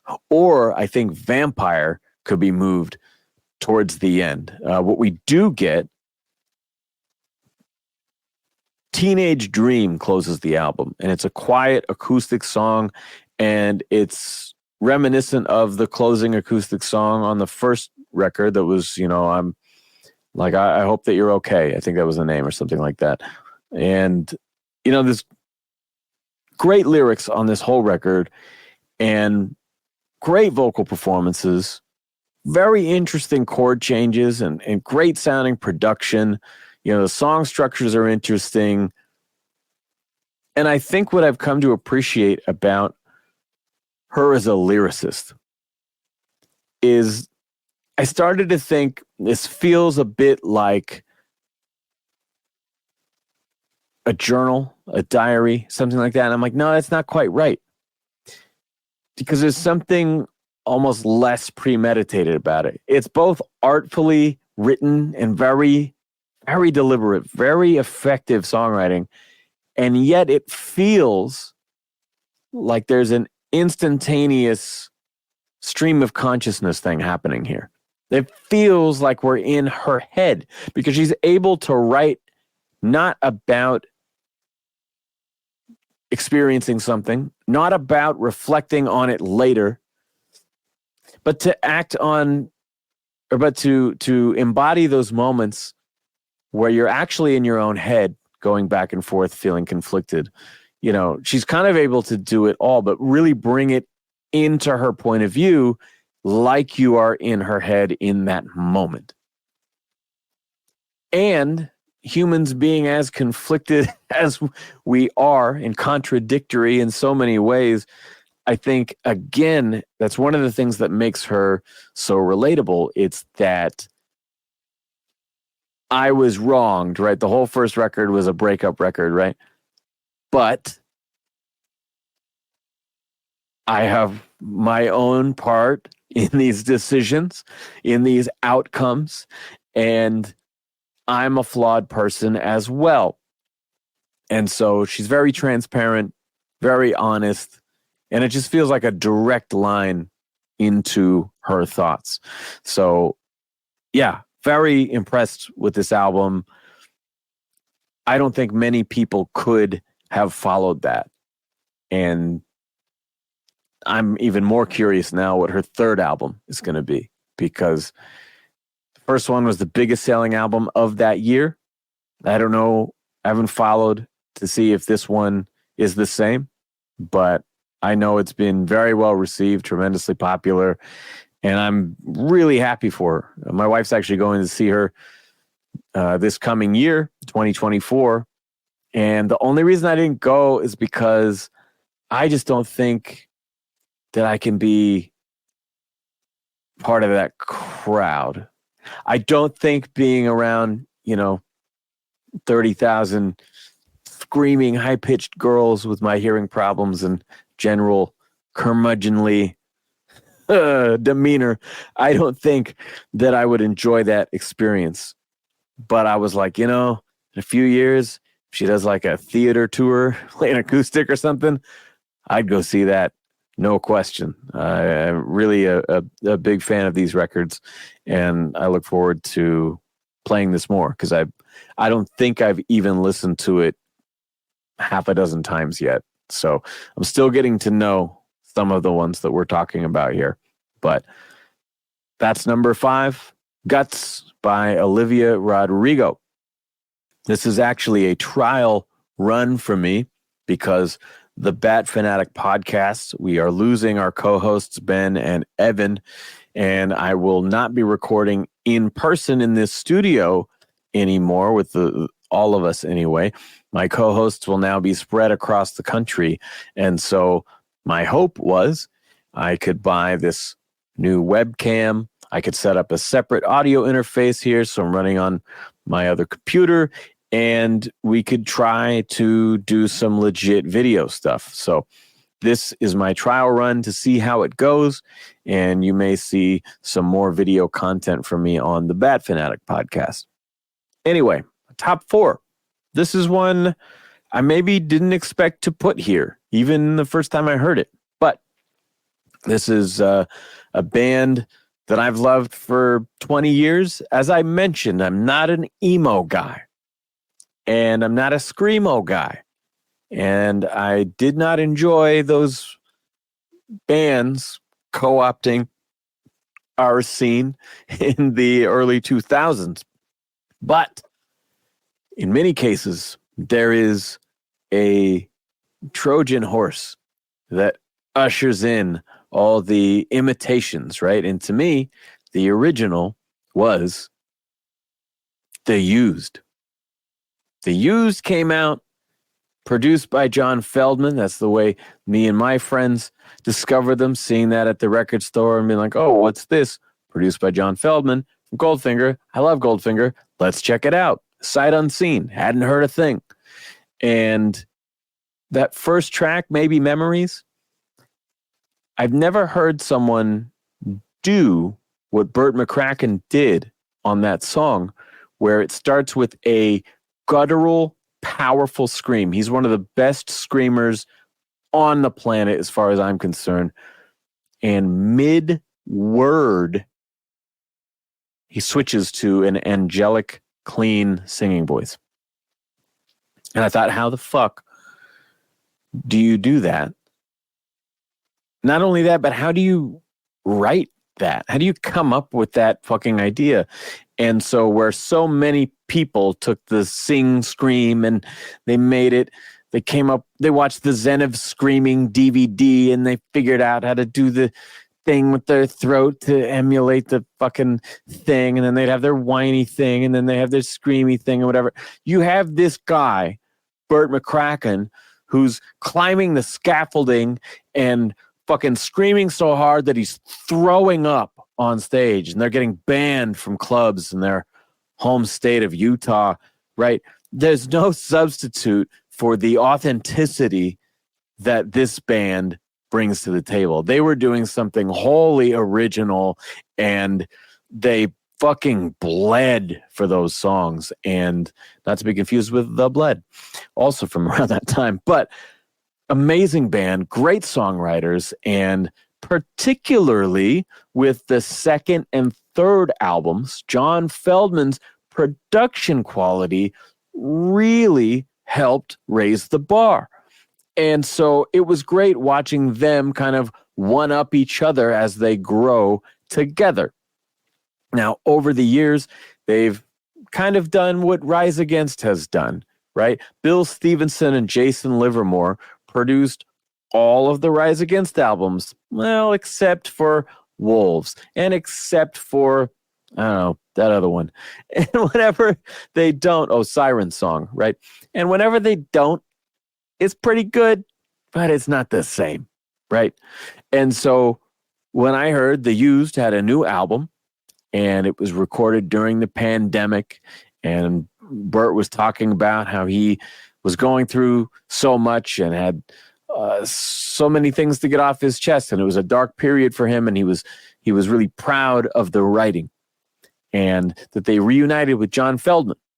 I thought, ooh, I got to check this out.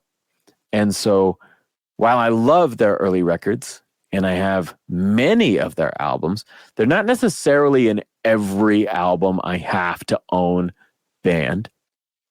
And I was so glad when I picked this up because it feels like they didn't miss a step from that third record. Like it feels like you could place it back there with their early and best music, which is very interesting because this band in today's lineup is the original singer and bass player, Jeff. And Quinn, the guitarist, left years ago. And this new guy is able to, and forgive me for saying a new guy, I don't know, maybe it says his name in here.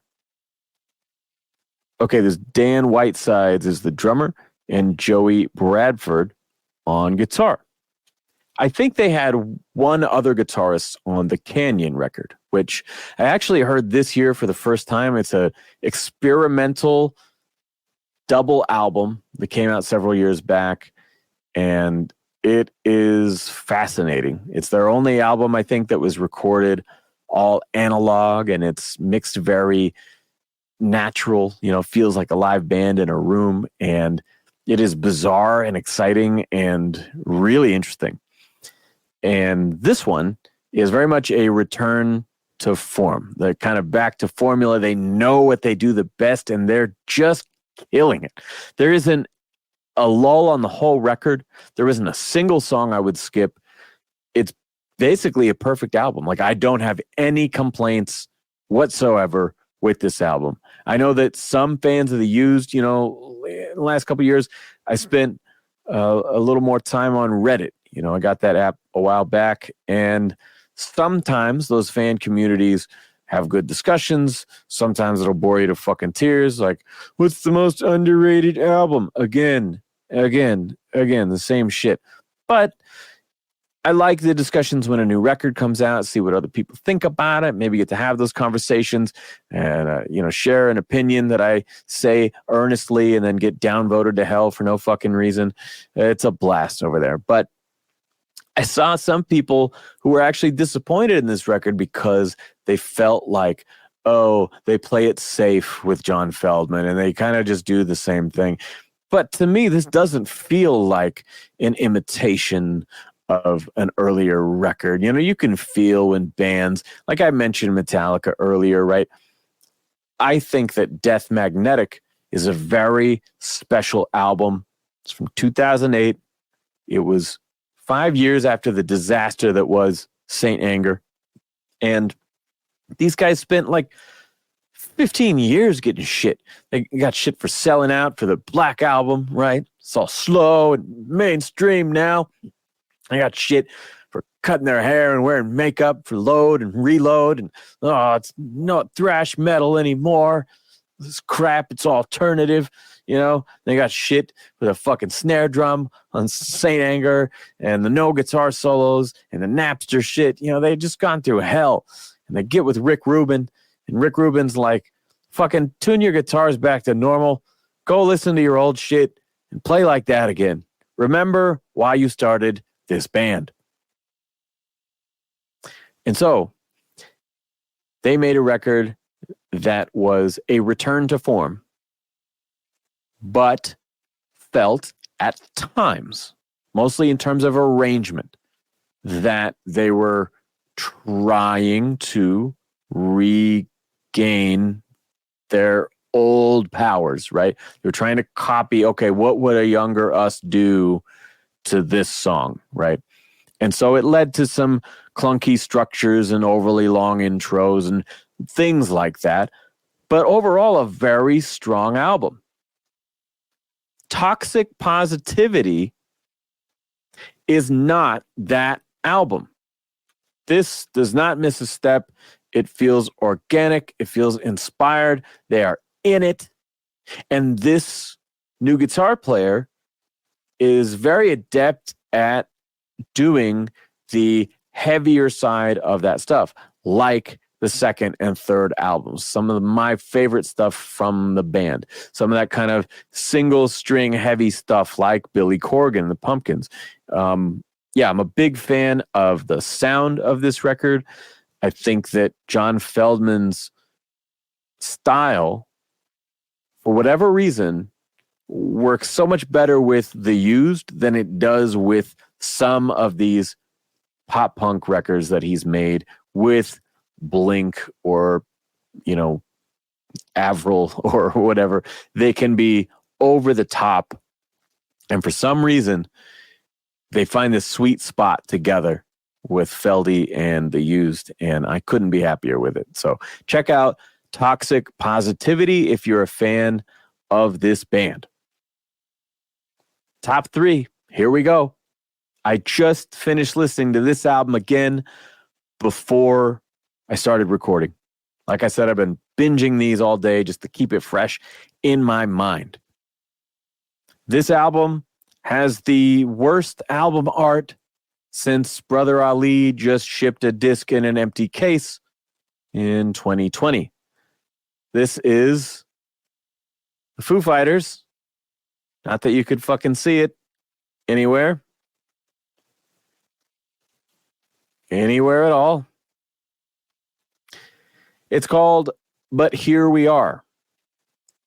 And what's crazy to me is as of this recording, their drummer, Taylor Hawkins, has not yet been dead for 2 years.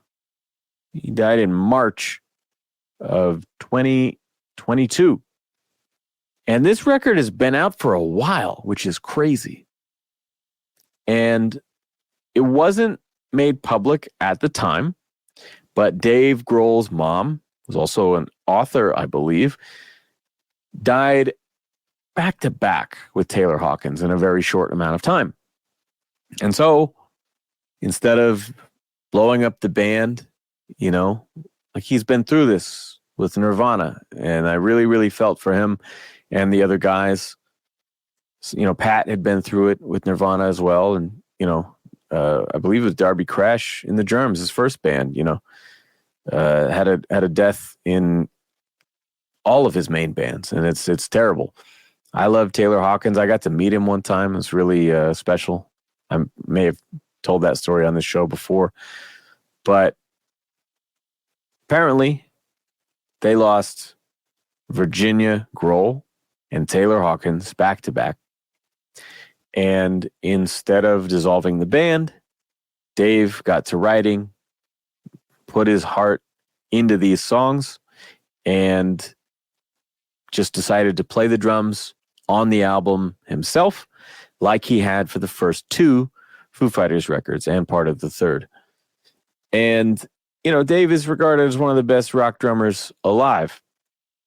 And what's interesting to me is it wasn't explicitly said who played the drums on this when the singles started coming out. And I wasn't really hearing it because Dave is such a powerhouse, and yet he's very much just playing the songs. He's playing to the lyrics and to the guitar parts, and he's not overplaying, going wild like you would with Queens of the Stone Age or Nine Inch Nails when he shows up for guest drums on something, or even, what was it called? I think it was Dream Widow, the metal songs that he recorded for their horror movie. It's like the last thing they did before Taylor died. Studio 666, which is a play on their recording studio 606. But yeah, he's not going wild like that. And it's mixed in a way that's different too. I think his name's Greg Kirsten as a producer. I'd look it up, but the text is fucking white on white. But he produced their last couple albums, and, he's a pop producer, did Adele and some other big records, but he's not a real rock guy. And so I don't know that sonically, like my favorite stuff sonically from the band are the records with Gil Norton. He did The Color and the Shape. He did Echoes, Silence, Patience, and Grace. And in fact, that one specifically is my favorite sounding album of theirs. Drums are punchy, meaty. The guitars are fucking huge. And this album, drum-wise, has an odd sound. It's like they cranked up the treble on the snare, because I don't know if they didn't mic it right or what, but they like boosted the shit out of the high end, and then it in turn boosted all the cymbals that were bleeding in to it. I don't think they did it on the drum bus, like the overall drum kit. It sounds like they were trying to boost the top end attack on the snare, and it's just like coming out with the hi-hat and stuff. Because when you do that and then you compress it, to mix and master, it just like has this sort of gross frequency that's just omnipresent on the record. And so what I mean is that usually with Dave, it's like the kick and snare are the fucking heaviest, loudest fucking things you've ever heard. And so at first, it just felt a little more reserved, maybe a little more controlled. And so I didn't notice that it was him until I listened to more of the record. And of course, the band now has Josh Freese on drums. And if you aren't aware for some reason, I don't know why you listen to a music podcast, a punk rock podcast, and not know, but Josh Freese is from the Vandals, and he's played with fucking everybody, Nine Inch Nails, as I mentioned. I saw him once with Sting. I mean, I think that kind of shows the scope, but he's played with fucking everybody. And at first I wasn't sure if he's a great fit because he's a bit of a chameleon, but he is also a very on the nose kind of player. Taylor Hawkins had a bit more of a swing to his playing, and it was interesting to watch. I think they did a live stream to announce his role in the band, and they played some old songs and some new ones, I think. And he was great because many of us saw glimpses during the live stream of the Taylor Hawkins tribute show. There were a lot of different drummers. The standout being Shane Hawkins, middle school age son of Taylor, I believe, was his rough age, and he was just a monster. He demolished it. He played it better. I think he played Everlong and one other song, and he played it better than Dave and Taylor to me. I was like, holy crap, this kid's a monster. But, he's a kid. And so when they landed on Josh, I was like, oh shit, okay. And then the album came out, and it's really strong. I think that this is another band who, I talked about this earlier with Blink, for example, or mentioned Green Day, or even Metallica, like a band that's been around this long. You deviate, experiment, you try some things, and not every record is going to be that peak level best thing ever. Like we talk about Smashing Pumpkins. I don't lose love for them because I don't like the certain album as much as the last one. But you get a couple of those in a row, and it's like, oh, that's too bad. Maybe you're not as excited for the next record. But I like to stay the course and see what they come up with anyway. This one being very special circumstances, like the Blink record, I had to check it out right away. And to me, this is the best thing they've done since Wasting Light in 2011. And they're a prolific band. They've had a lot of music since then. And this is the most consistently great set of Foo Fighters songs in more than a decade. And it's fucked up that it did take a tragedy to achieve that. But just evaluating this album on its own for what it is very strong. And it's reminiscent of sort of the mid-2000s Foo Fighters. It's odd that the album In Your Honor, which is their double album from 2005, I believe, had an all rock disc and an all acoustic disc. This is what I said Thrice did with the Alchemy Index. They separated their styles. And what was a very dynamic band, they did the Nirvana quiet, loud Pixies thing, right? With the color and the shape. And there was nothing left to lose. Their second and third albums had a lot of that great dynamic stuff. You hear a song like February Stars or something, like you would never expect that beautiful, quiet song to explode at the end, going to this big rock outro with thunderous drums and those amazing thick Mesa guitar layers. And then, In Your Honor, here is a straight rock disc Here is a straight acoustic disc. They never even done acoustic, but it's like all the mellow shit on one record, all the loud shit's on the other one. And it's good. And it has some of their most memorable songs, like Best of You, of course. But I also listened to the acoustic side a lot more. I thought that, okay, Dave's kind of just hollering a lot. You're not getting the dynamic frontman that he usually is, right? He's kind of just doing that wah, wah, wah, voice a lot. I'm sorry I did that. But, he's got a good, softer voice. He's got a good, yelling voice, kind of like I was imitating there. And he's got a vicious scream. And, we were kind of getting like a one dynamic record to some extent. Very good album.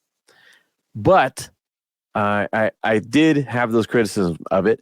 And for whatever reason, this album, But Here We Are, feels a bit like In Your Honor in the best way possible. It's something about the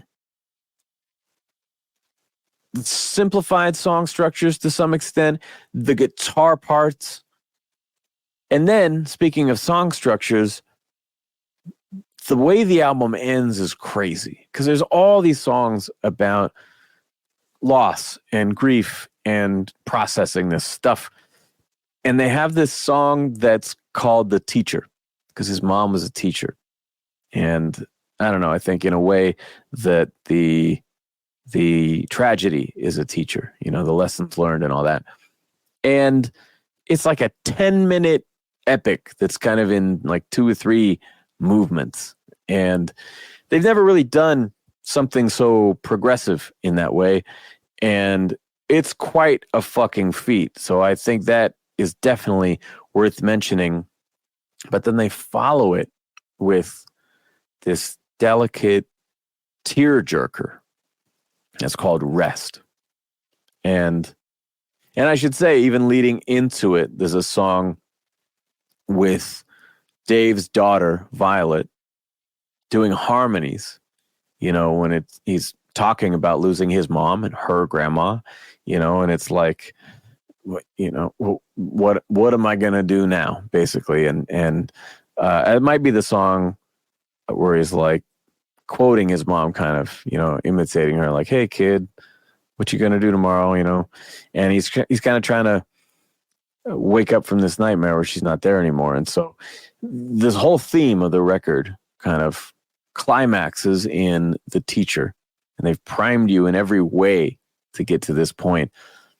And then after that giant epic comes just this somber, almost lullaby of grief called Rest. And it is like February Stars in that it has this sucker punch twist at the end where the guitars and the keyboards and drums and everything start ringing out, and they put all these big vocal layers, and it's just the most beautiful ending to this record. Dave has really painted some vivid pictures that I think anyone dealing with loss can relate to. I made an album loosely about this stuff called Daydream. It was one of the only singer-songwriter kind of pop rock records that I've made. And I had some people really praise that. And I felt good about the way I was able to articulate those things. But Dave really, as a writer, is bringing his A game to honor those people in his life that he's lost. So I cannot recommend it enough. Foo Fighters, But Here We Are. And now here we are in the top 2. And we've got multiple genres left. So any guesses as I sip my water and as I sip my soda that I'm sure somebody spit in? Player Haters Ball. First video podcast. How's it going? You tired of looking at my fucking ugly head yet? Huh? Can you see my cat sleeping right by the microphone stand. He's been there the whole time. That's Bruce Wayne. Master Bruce, as I call him. And speaking of comic books, my favorite rap group around is Czarface. That's right. This is 7L on beats and production, Esoteric, and Inspected Deck, the Rebel INS from Wu-Tang Clan, as the two vocalists of the group. And these guys have been banging out an album a year since like 2013, 15, something like that. And when I first heard there was a Wu-Tang spinoff that was like comic themed, I picked it up. First time I saw it, it had awesome artwork like this, like they all do. When I opened it, it was like a fucking, like a 8-inch pop-up. Like you open it and it's like a pop-up book of the Czarface character. It stands out at you and it's fucking crazy. I was so stoked. The record was all talking about comic books. It had no choruses. I complained about the guest singer on the Black Thought song. It had no choruses. It was just rapping. Maybe some scratching here and there. One song had George Carlin samples.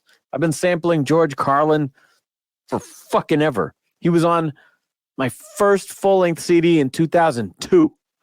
I mean, this felt like these guys are making this for me. So I'm sure I've reviewed their music on these top 10 lists before. They are the group I would most like to feature on my next record. I've even written a song about it. This is maybe the second podcast I've publicly mentioned that because I just fucking want to will it to happen. But this album, to me, is their strongest in years. And the great thing about that is it's their major label debut.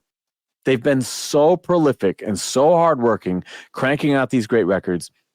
And not just Czarface, but they did 2 records with Czarface with MF Doom, and in between those, Czarface with Ghostface Killer, also from Wu-Tang. So these guys have a crap load of music, and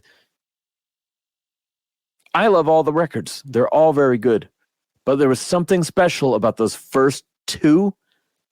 They were consistent front to back, right? And as they went on, they experimented with different sounds. You know, that Doom album had way different types of beats on it. I mean, they featured Open Mike Eagle, right? You wouldn't think of Open Mike Eagle for boom bap break beats. He and I have even talked about that shit. That's the last thing he wants to rap over. So when I bought this album, I was kind of blown away because I expected a little more of that diversity and less, certainly for a major label album, sampling breakbeats and to have that, you know, super up-tempo, old-school sound that the early albums had. And Zartificial Intelligence, as it's called, has everything that I wanted from the group and more. Because Esoteric, like, here's the thing. Czarface has made me appreciate Inspected Deck as one of, if not my favorite member of Wu-Tang in recent years. And I bought a bunch of his solo albums as well. I actually did the math this year. I have more than 40 albums from Wu-Tang and its members. It's fucking crazy. But Czarface made me really appreciate Inspected Deck. He is constantly clever. He's very efficient. He's not like Ghostface is a big personality, right? And Method Man, like some of the star players in Wu-Tang are big personalities, ODB, you know? And I think it's easy to get lost in the mix when you weren't one of those first albums to drop. Wu-Tang did that big thing with, like, no, you signed the group and we all dropped together. And then RZA was like, all right, let's crank out all your solo albums. They didn't get through everybody. And so Deck was kind of one of the later ones to drop solo.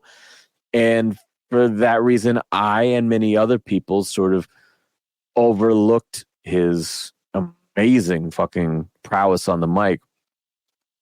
And that said, I've completely fallen in love with his music, but there are so many songs where Esoteric will have the best line on the song. Like, he's very good about, like, they'll do this mic passing shit and they might have a great guest on there, but kind of no one's going to get over on Eso. Like, he's always got the memorable, funny wordplay. And this record is no exception. I remember the song Zarsenik stood out to me. But the reason that I talk about him is because in the last couple albums, it's less of a 50-50, and it seems like this is really Esoteric's passion project. And there are two songs on this record that are his best work in the whole series. And for some reason, I think it's because Czarface drops so fucking much.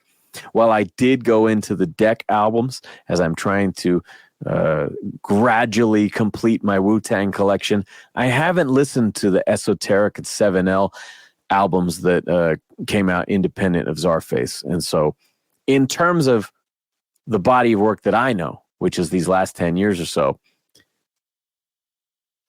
the song Mama's Basement and the song Marvel at That are Esoteric's best. So number 5 and number 11, if you can see this, is it backwards to you? I think it's backwards to you this whole time. But anyway, left my comics in my mama's basement. Very simple chorus from a group that doesn't usually have a chorus. And it's a song about going back home. And maybe circumstances aren't great, but hey, remember those comics I used to read when I was a kid? I think they're downstairs. I'm going to go get them, right?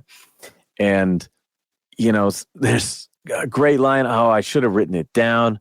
Then it was like, some of them are old, some of them are faded, some of them are something, none of them are graded, which is funny to me because I've talked a lot about how I don't really care about CGC grading of a comic to tell you like, oh, I'm going to give this book you have a score in terms of its condition, you know, and people get bummed out. They're like, oh, this is only a whatever the fuck. I don't like it as much. I only like my 9.8, you know. I'm like, I don't want someone else to tell me I shouldn't like the book that I love as much as I do because it was assigned a number. And so I'm not a fan of that in general. And he's not making a comment on that, just the fact that they're old, you know, your collection from when you're a kid before you know how to treat comics. And I don't know. I love that song. A little nostalgic trip back home, digging through your old stuff, looking for it, see if it's still there. And then Marvel at That. This song is perfect. And these are two solo Esoteric songs, which I feel like is a little unusual to have two solo songs. Marvel at That, it's like him and his kid, where his kid is yelling out a letter of the alphabet. You know, lots of rappers have done alphabet games, but the premise is they're on a road trip and he wants to name Marvel characters for every letter of the alphabet. And so not only does he do it, but he does it within the confines of a conversation with his kid. And so it's very amusing, very clever, well written.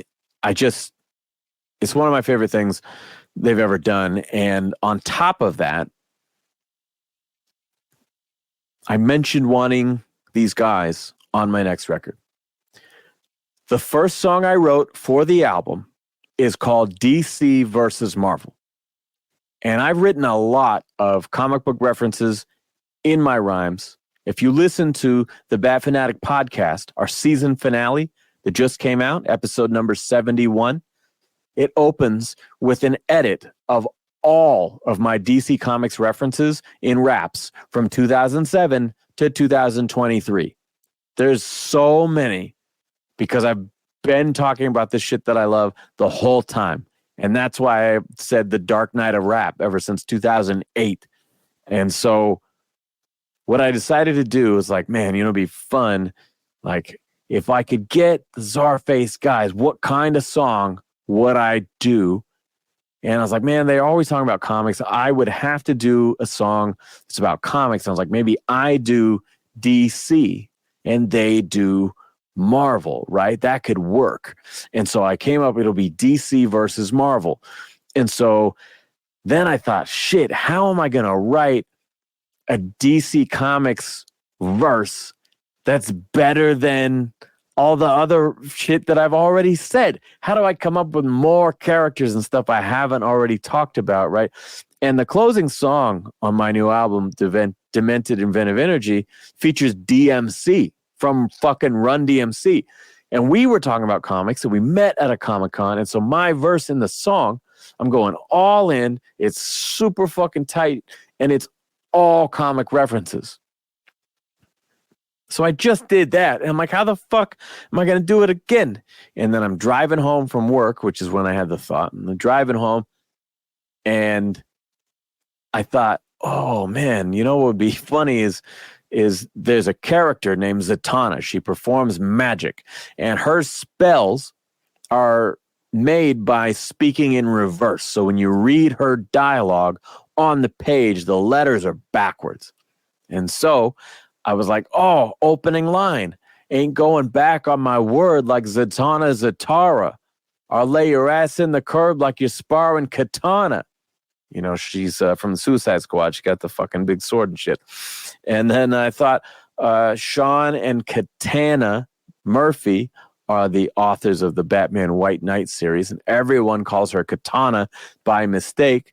So I said, lay your ass in the curb like you're sparring katana. Sean and Katana, White Knight, all of Arkham's a goner. Gone insane, John Crane, something's off with the water. And then so it just happened, man. It just fucking came out, and it was great. And I put a fucking sick break beat to it. And then I was like, oh.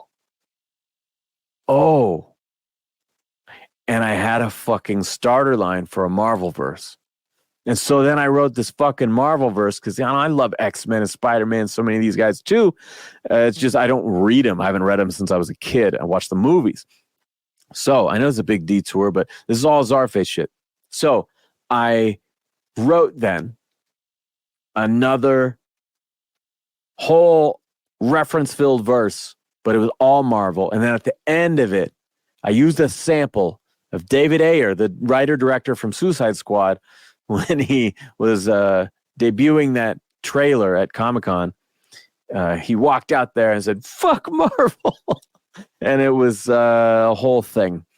And so I sampled that, and I said, never mind what David said, fuck Marvel.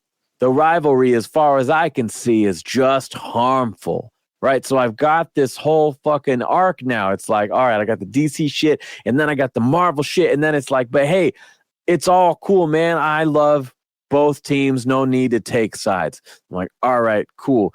That would be great. And then I could get these dudes to rap in between me, and we like a DC into Marvel, into DC to Marvel, or we could go DC, DC, Marvel, Marvel, possibilities. Anyway, brainstorming. I'm poor. I don't have the money to even offer this idea to them, but I stow it away. I did it a few months ago this summer, and it's just sitting on my Dropbox. This record comes out, and I'm listening to it the first time, and the song, Marvel at That, is not only the same, like he's rattling off as many references as he can, but to the alphabet. And it's roughly the same tempo and kind of vibe. Mine's got a little more of that fucking fuck you fire to it, but that's just because it's me, and it always does. But I listened to it and I was like, oh my God, this is no wonder I love it so much. It feels like kind of a sister song to what I actually want to do with them. And so it just makes me more excited at the possibility. So again, I'm just putting this out into the world that I hope I can make this happen for my next record. There have been some miracle features that come through unexpectedly, like DMC volunteering to be on my last record. That was amazing. And there have been other ones where I reached out and it just didn't happen. So who knows? But Marvel at That is not only a fun song and a great piece of writing, but it's also like very exciting to me in terms of the possibilities of what we could come up with together. You know, maybe we get him to switch to DC and have Deck do Marvel, some shit like that. I don't know. It'd be super fucking fun. I've got Crosby working on the beat and developing it a bit more from what I had. We'll see what happens in 2024. But that leads us to, oh, by the way, just fucking buy this album. I mean, if you don't listen to their shit already, start here and then go back to the beginning because they have so many gems. It's insane. I would love to see how long my Czarface playlist is in my iTunes. It's got to be insane. But my number one spot, this will be no surprise to anyone. It's the same way we opened the show, right? With my first autograph that I showed you. That's right. It is Metallica 72 Seasons. I don't know why I took it out of the sleeve. Now you can't really see the album, but it's got these nice photos of the band. You can look at those. Anyway, it's the yellow album. They have the black album. Now it's the yellow album.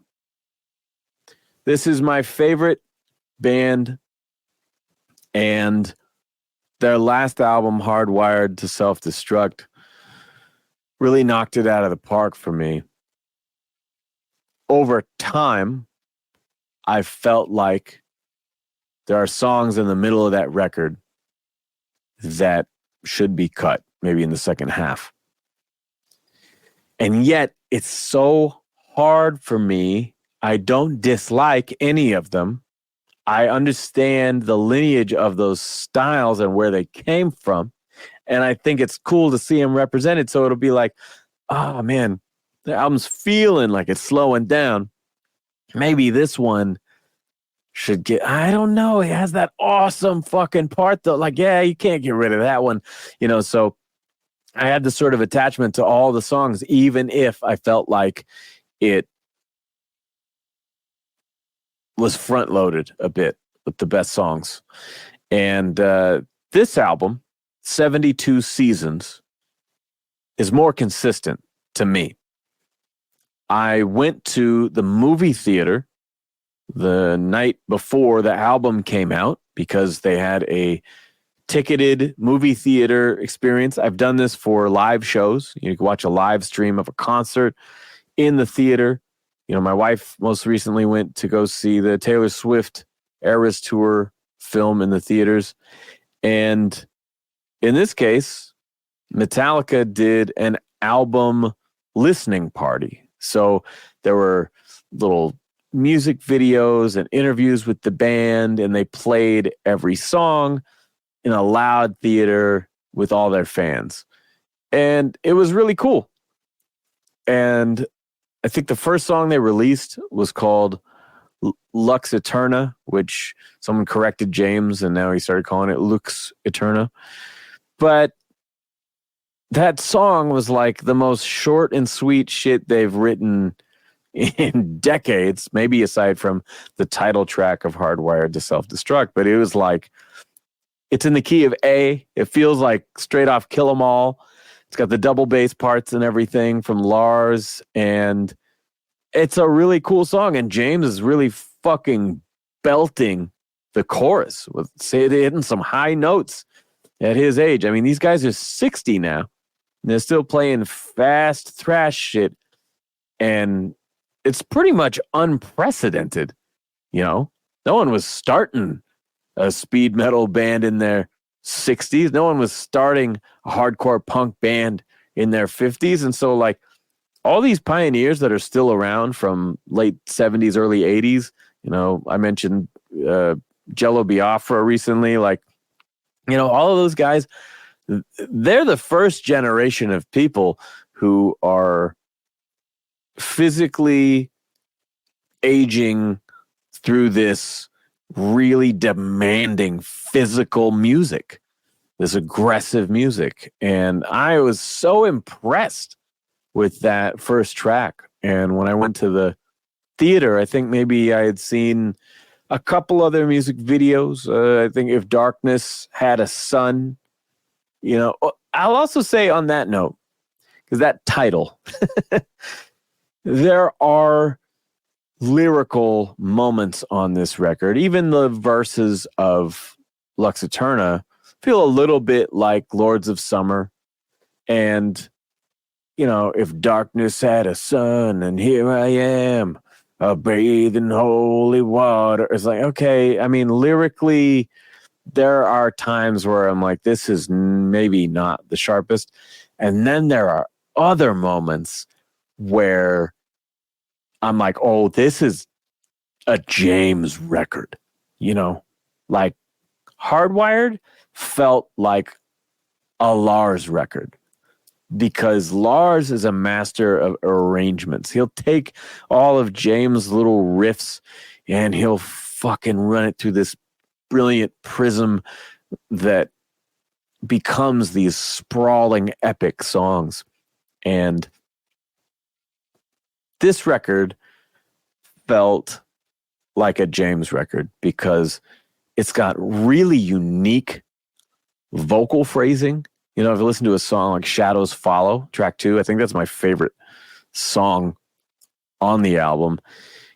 You know, the verses are like, the timing is so different from what he would normally do. Some of the melodies on these songs are so different than what he would do. And like James's studio performances have been amazing for 20 years. Even the Saint Anger record, which is not a good album, anyone will tell you that. The band themselves will be like, all right, we're going to play one from your favorite album. But his vocals on that record are still pretty fucking good.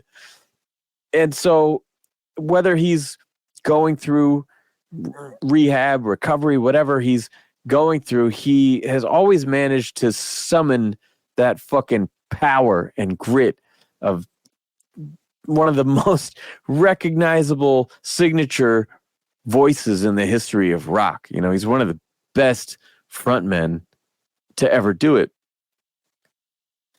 And yet I haven't heard him experiment and sound so fresh and excited as I have on this record. It really gave me numerous moments of pause to like rewind and really appreciate the fact that he's this far into his career. There are more than 40 years into it as a band, and he's still pushing himself to come up with new shit. And I'm like, how are you going to sing this live? And I've seen him do some of these songs, and I'm like, yeah, he fucking does. You know, I know they play all their songs a half step lower, but still, I'm like, that is ambitious. It's fucking ballsy, and it's interesting, and I really respect it. I think there are a couple criticisms of the album that are valid. For whatever reason, it could be like I talked about with the Foo Fighters, just miking, bleed, whatever. But when they compress this fucking thing down in the mix, the hi-hats got so loud, like obnoxiously loud. And if you know anything about Lars, it's that ever since And Justice for All, he likes the drums to be the loudest instrument in the mix. And so if the hi-hat is really obnoxious and the drums are turned up all the way, there's kind of no ignoring it. And instead of cutting out the parts where like he's keeping time, like let's say the full band is playing and then they'll stop and the guitar part will play just for a second. right? Or the bass guitar will play for a second. Rob Trujillo, killing it. Well, typically in the studio, you would listen to the metronome, you would count on sticks, or maybe in some cases you would count on the hi-hats, right? There are so many moments on this record where Lars is just counting through all the breaks on his hi-hats. And I love Lars. I'm not one of those people who are going to talk shit about him. But because of the mix and because of his tendency to play through all the breaks on the hats, it does get a little tiring. And there's times where it's literally drowning out the riff, that like it's starting a new riff and you kind of can't hear it until the whole band comes in with the second guitar. So I think that's a valid criticism of it. And Kirk Hammett has been given some shit, I think, ever since Death Magnetic. It's sort of, you can't win a little bit if you're Kirk Hammett, because you've proven yourself on all these early records, have all these singable, memorable solos that every guitar player's tried to learn, and then got experimental with Load and Reload, and then with Saint Anger, he was like, fuck it, man, no solos. I don't have to prove anything to you. I'm not here to show off. Let's just write some songs. Fine. And when they play those songs live nowadays, he actually does put in some solos again. Oh, but what's unfortunate is when he started soloing again for Death Magnetic, so these last 3 albums, there are moments of greatness, and then there are other parts where he's kind of just doing fast pentatonic shit, like just garbled, descending lines. And I'm not even one of those people who thinks he overuses his wah pedal. I think that's part of his signature sound. I was obsessed with it. I bought a Crybaby when I was a kid so I could play Metallica solos. And I still think that's rad. And I listen to Metallica every day. I literally go to sleep every night listening to Master of Puppets. And I watch their live clips and their full live concerts all the time. Kirk is not doing his best work. And what I said about James, as I was saying it to you, I could not help but think of how that reflects on Kirk, who, from what I'm told, actually delivered a brilliant instrumental solo album this year. It had some great guitar playing. I haven't heard it because, again, I don't think there was a CD version, and that's how I prefer to listen. But yeah, he is not really delivering on the solos, and his method has been to go in the studio and improvise several different versions and then leave. And Lars will sit there with Greg Fiddleman, the producer, and they'll chop it up and they'll come up with a version they like. They'll make a comp take of all the different solos stitched together. And well, that's how it is now. And what that affords Kirk to do in his mind is improv at shows, because he's been playing the same solos for 40 years. So it gets a little tiring. And I cannot put myself in those shoes, because they do in one tour what I probably do in 10 years of shows. I mean, they will go and play for 3 years, almost nonstop, in support of a new album.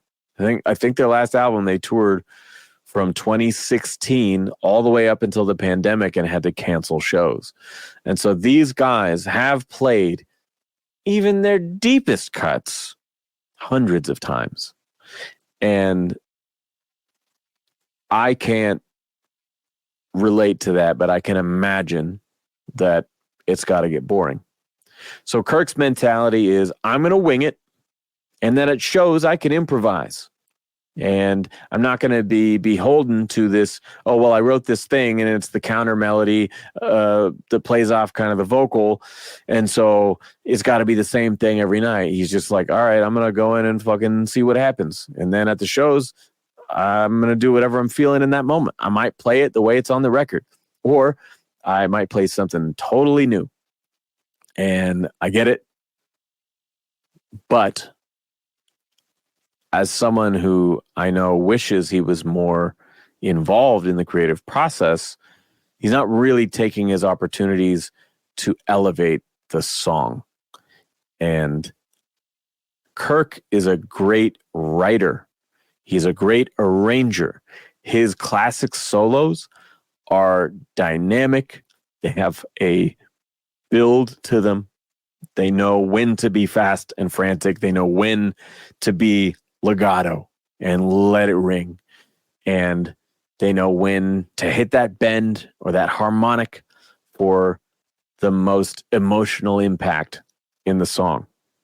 You know, there's a reason why they have to play Creeping Death every night. And it's that fucking bridge and that solo. You know, it's unfortunate that one of my biggest influences has sort of shrugged it off at this point. Like, at the same time, you'll see him go on Howard Stern and talk about acquiring this Greenie guitar, this Les Paul, which I love because they used to always play ESPs. And I was like, ugh, why are you using these EMG pickups and shit? You could afford anything in the world.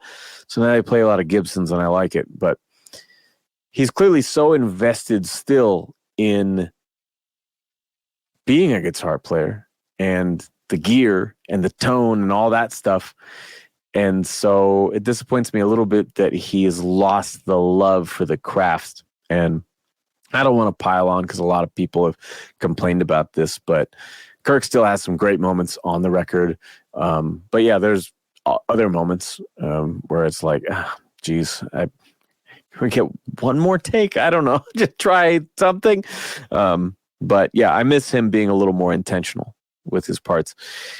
That said, this is a very consistent album, whereas the last one deviated a lot. You know, there's a couple slow, heavy jams in the middle. I think You Must Burn is a song that was compared to Sad But True. You know, there's certain beats that have like really interesting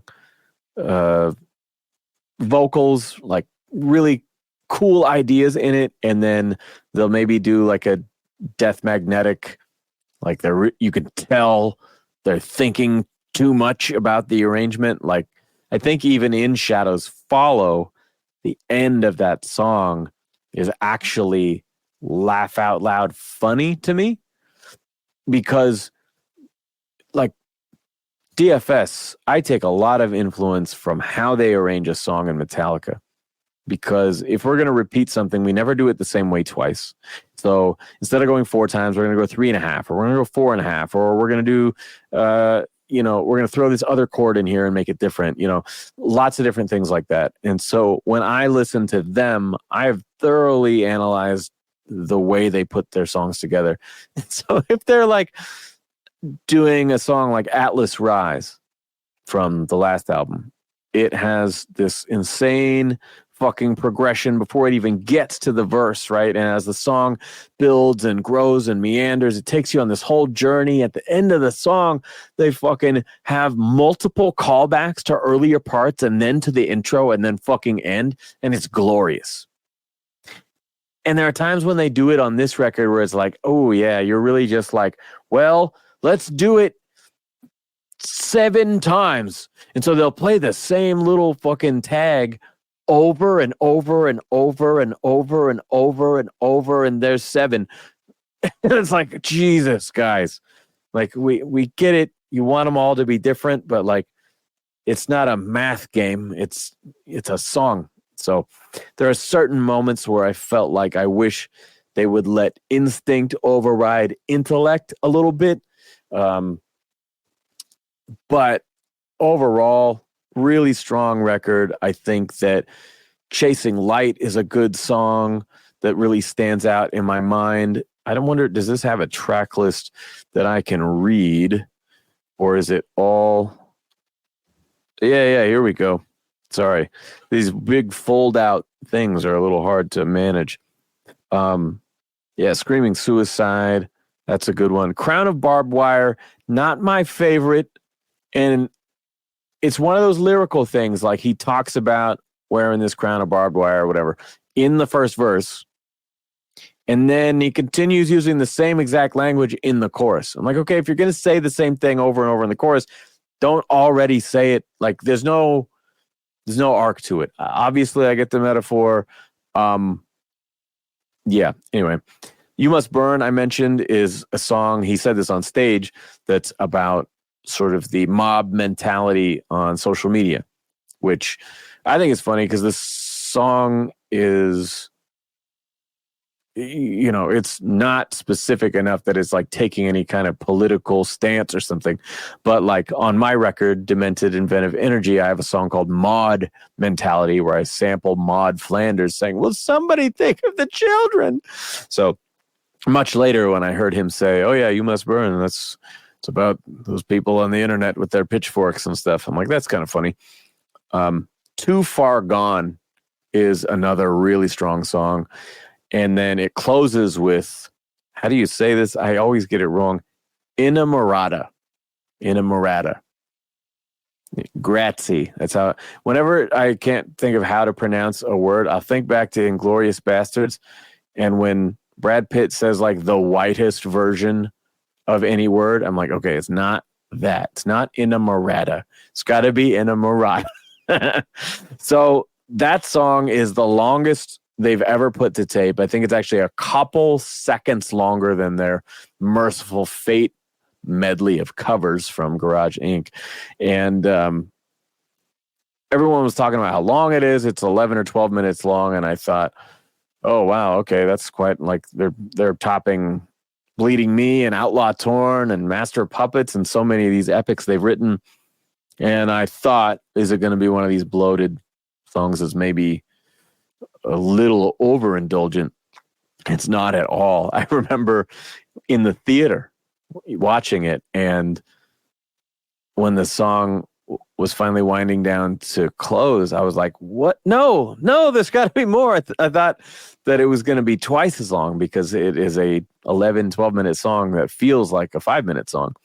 And I was very impressed by it. And it's sort of a sister song to My Friend of Misery from the Black Album lyrically. You know, it's like Misery, she needs me, but I need her more.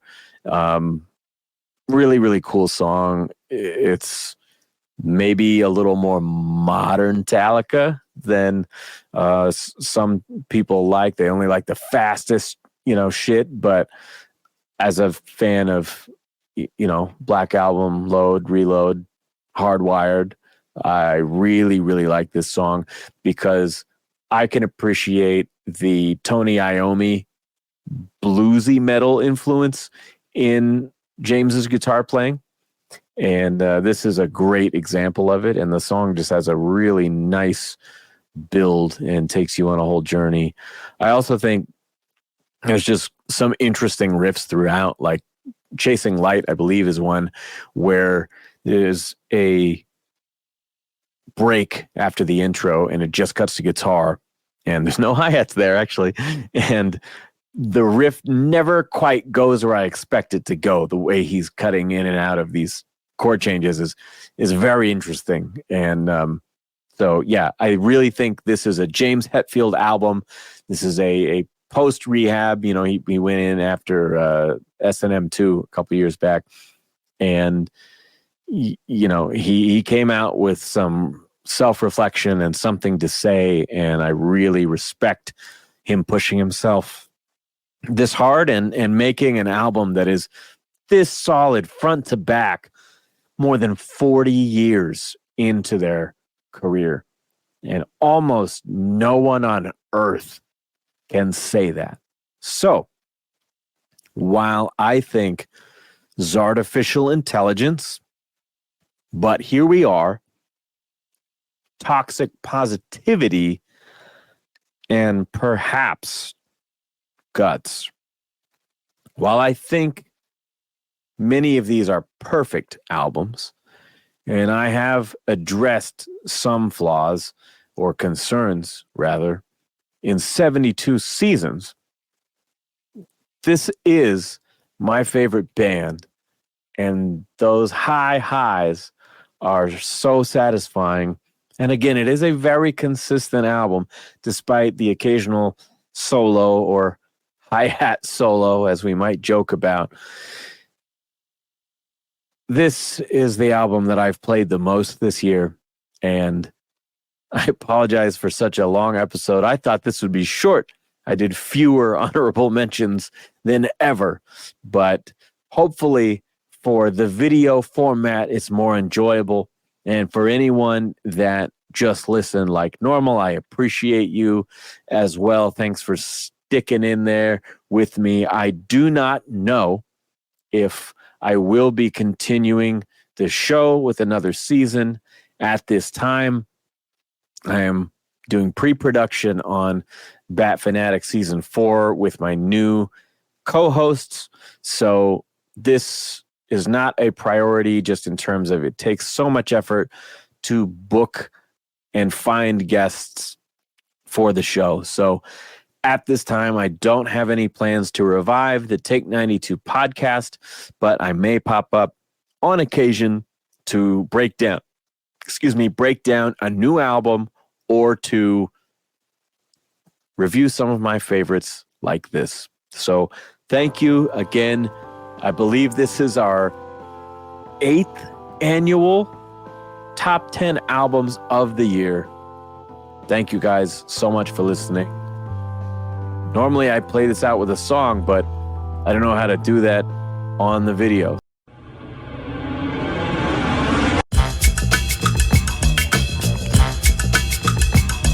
You know, everybody's thinking and saying that we can't wait for 2020 to be over.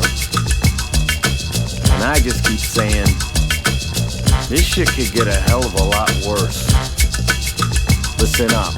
Deja vu like I've already been here. We talk in circles, debating, flagellating a dead man. Pray for disaster, can't wait to get there. Exacerbated tension, exaggerated a red scare. Repeating memes like a course will write. Will dog whistle trigger voters with abortion rights. Discourse of fire and brimstone division. Pathological liar with delusional narcissism. A shifty proposition for gifted propagandists. A candidate for cameras kept as fiction semantics. Romantis has a past with infectious fear and threats sincere. That's for an election year. Pretend you're for the people like typical politicians, but cyclical nepotism has signaled you're on a mission. And by your own admission, convincing these students that they're independent thinkers while insisting we're stupid. Fox killed the facts, Bush cooked the brains. Trump came to pass, you took the bait. Must be the last chapter of the empire. Foot in your ass, gas for you expire.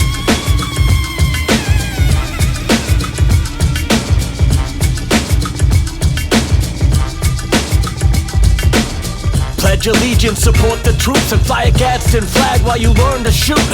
All in pursuit of the convolution of all things pursuant to the Constitution.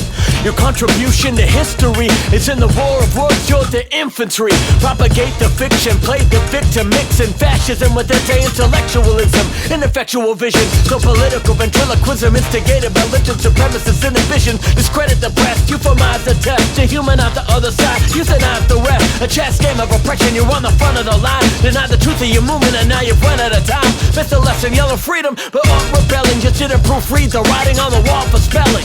Fox killed the facts, Bush cooked the brains. Trump came to pass, you took the bait. Must be the last chapter of the empire. Foot in your ass, gas for you expire.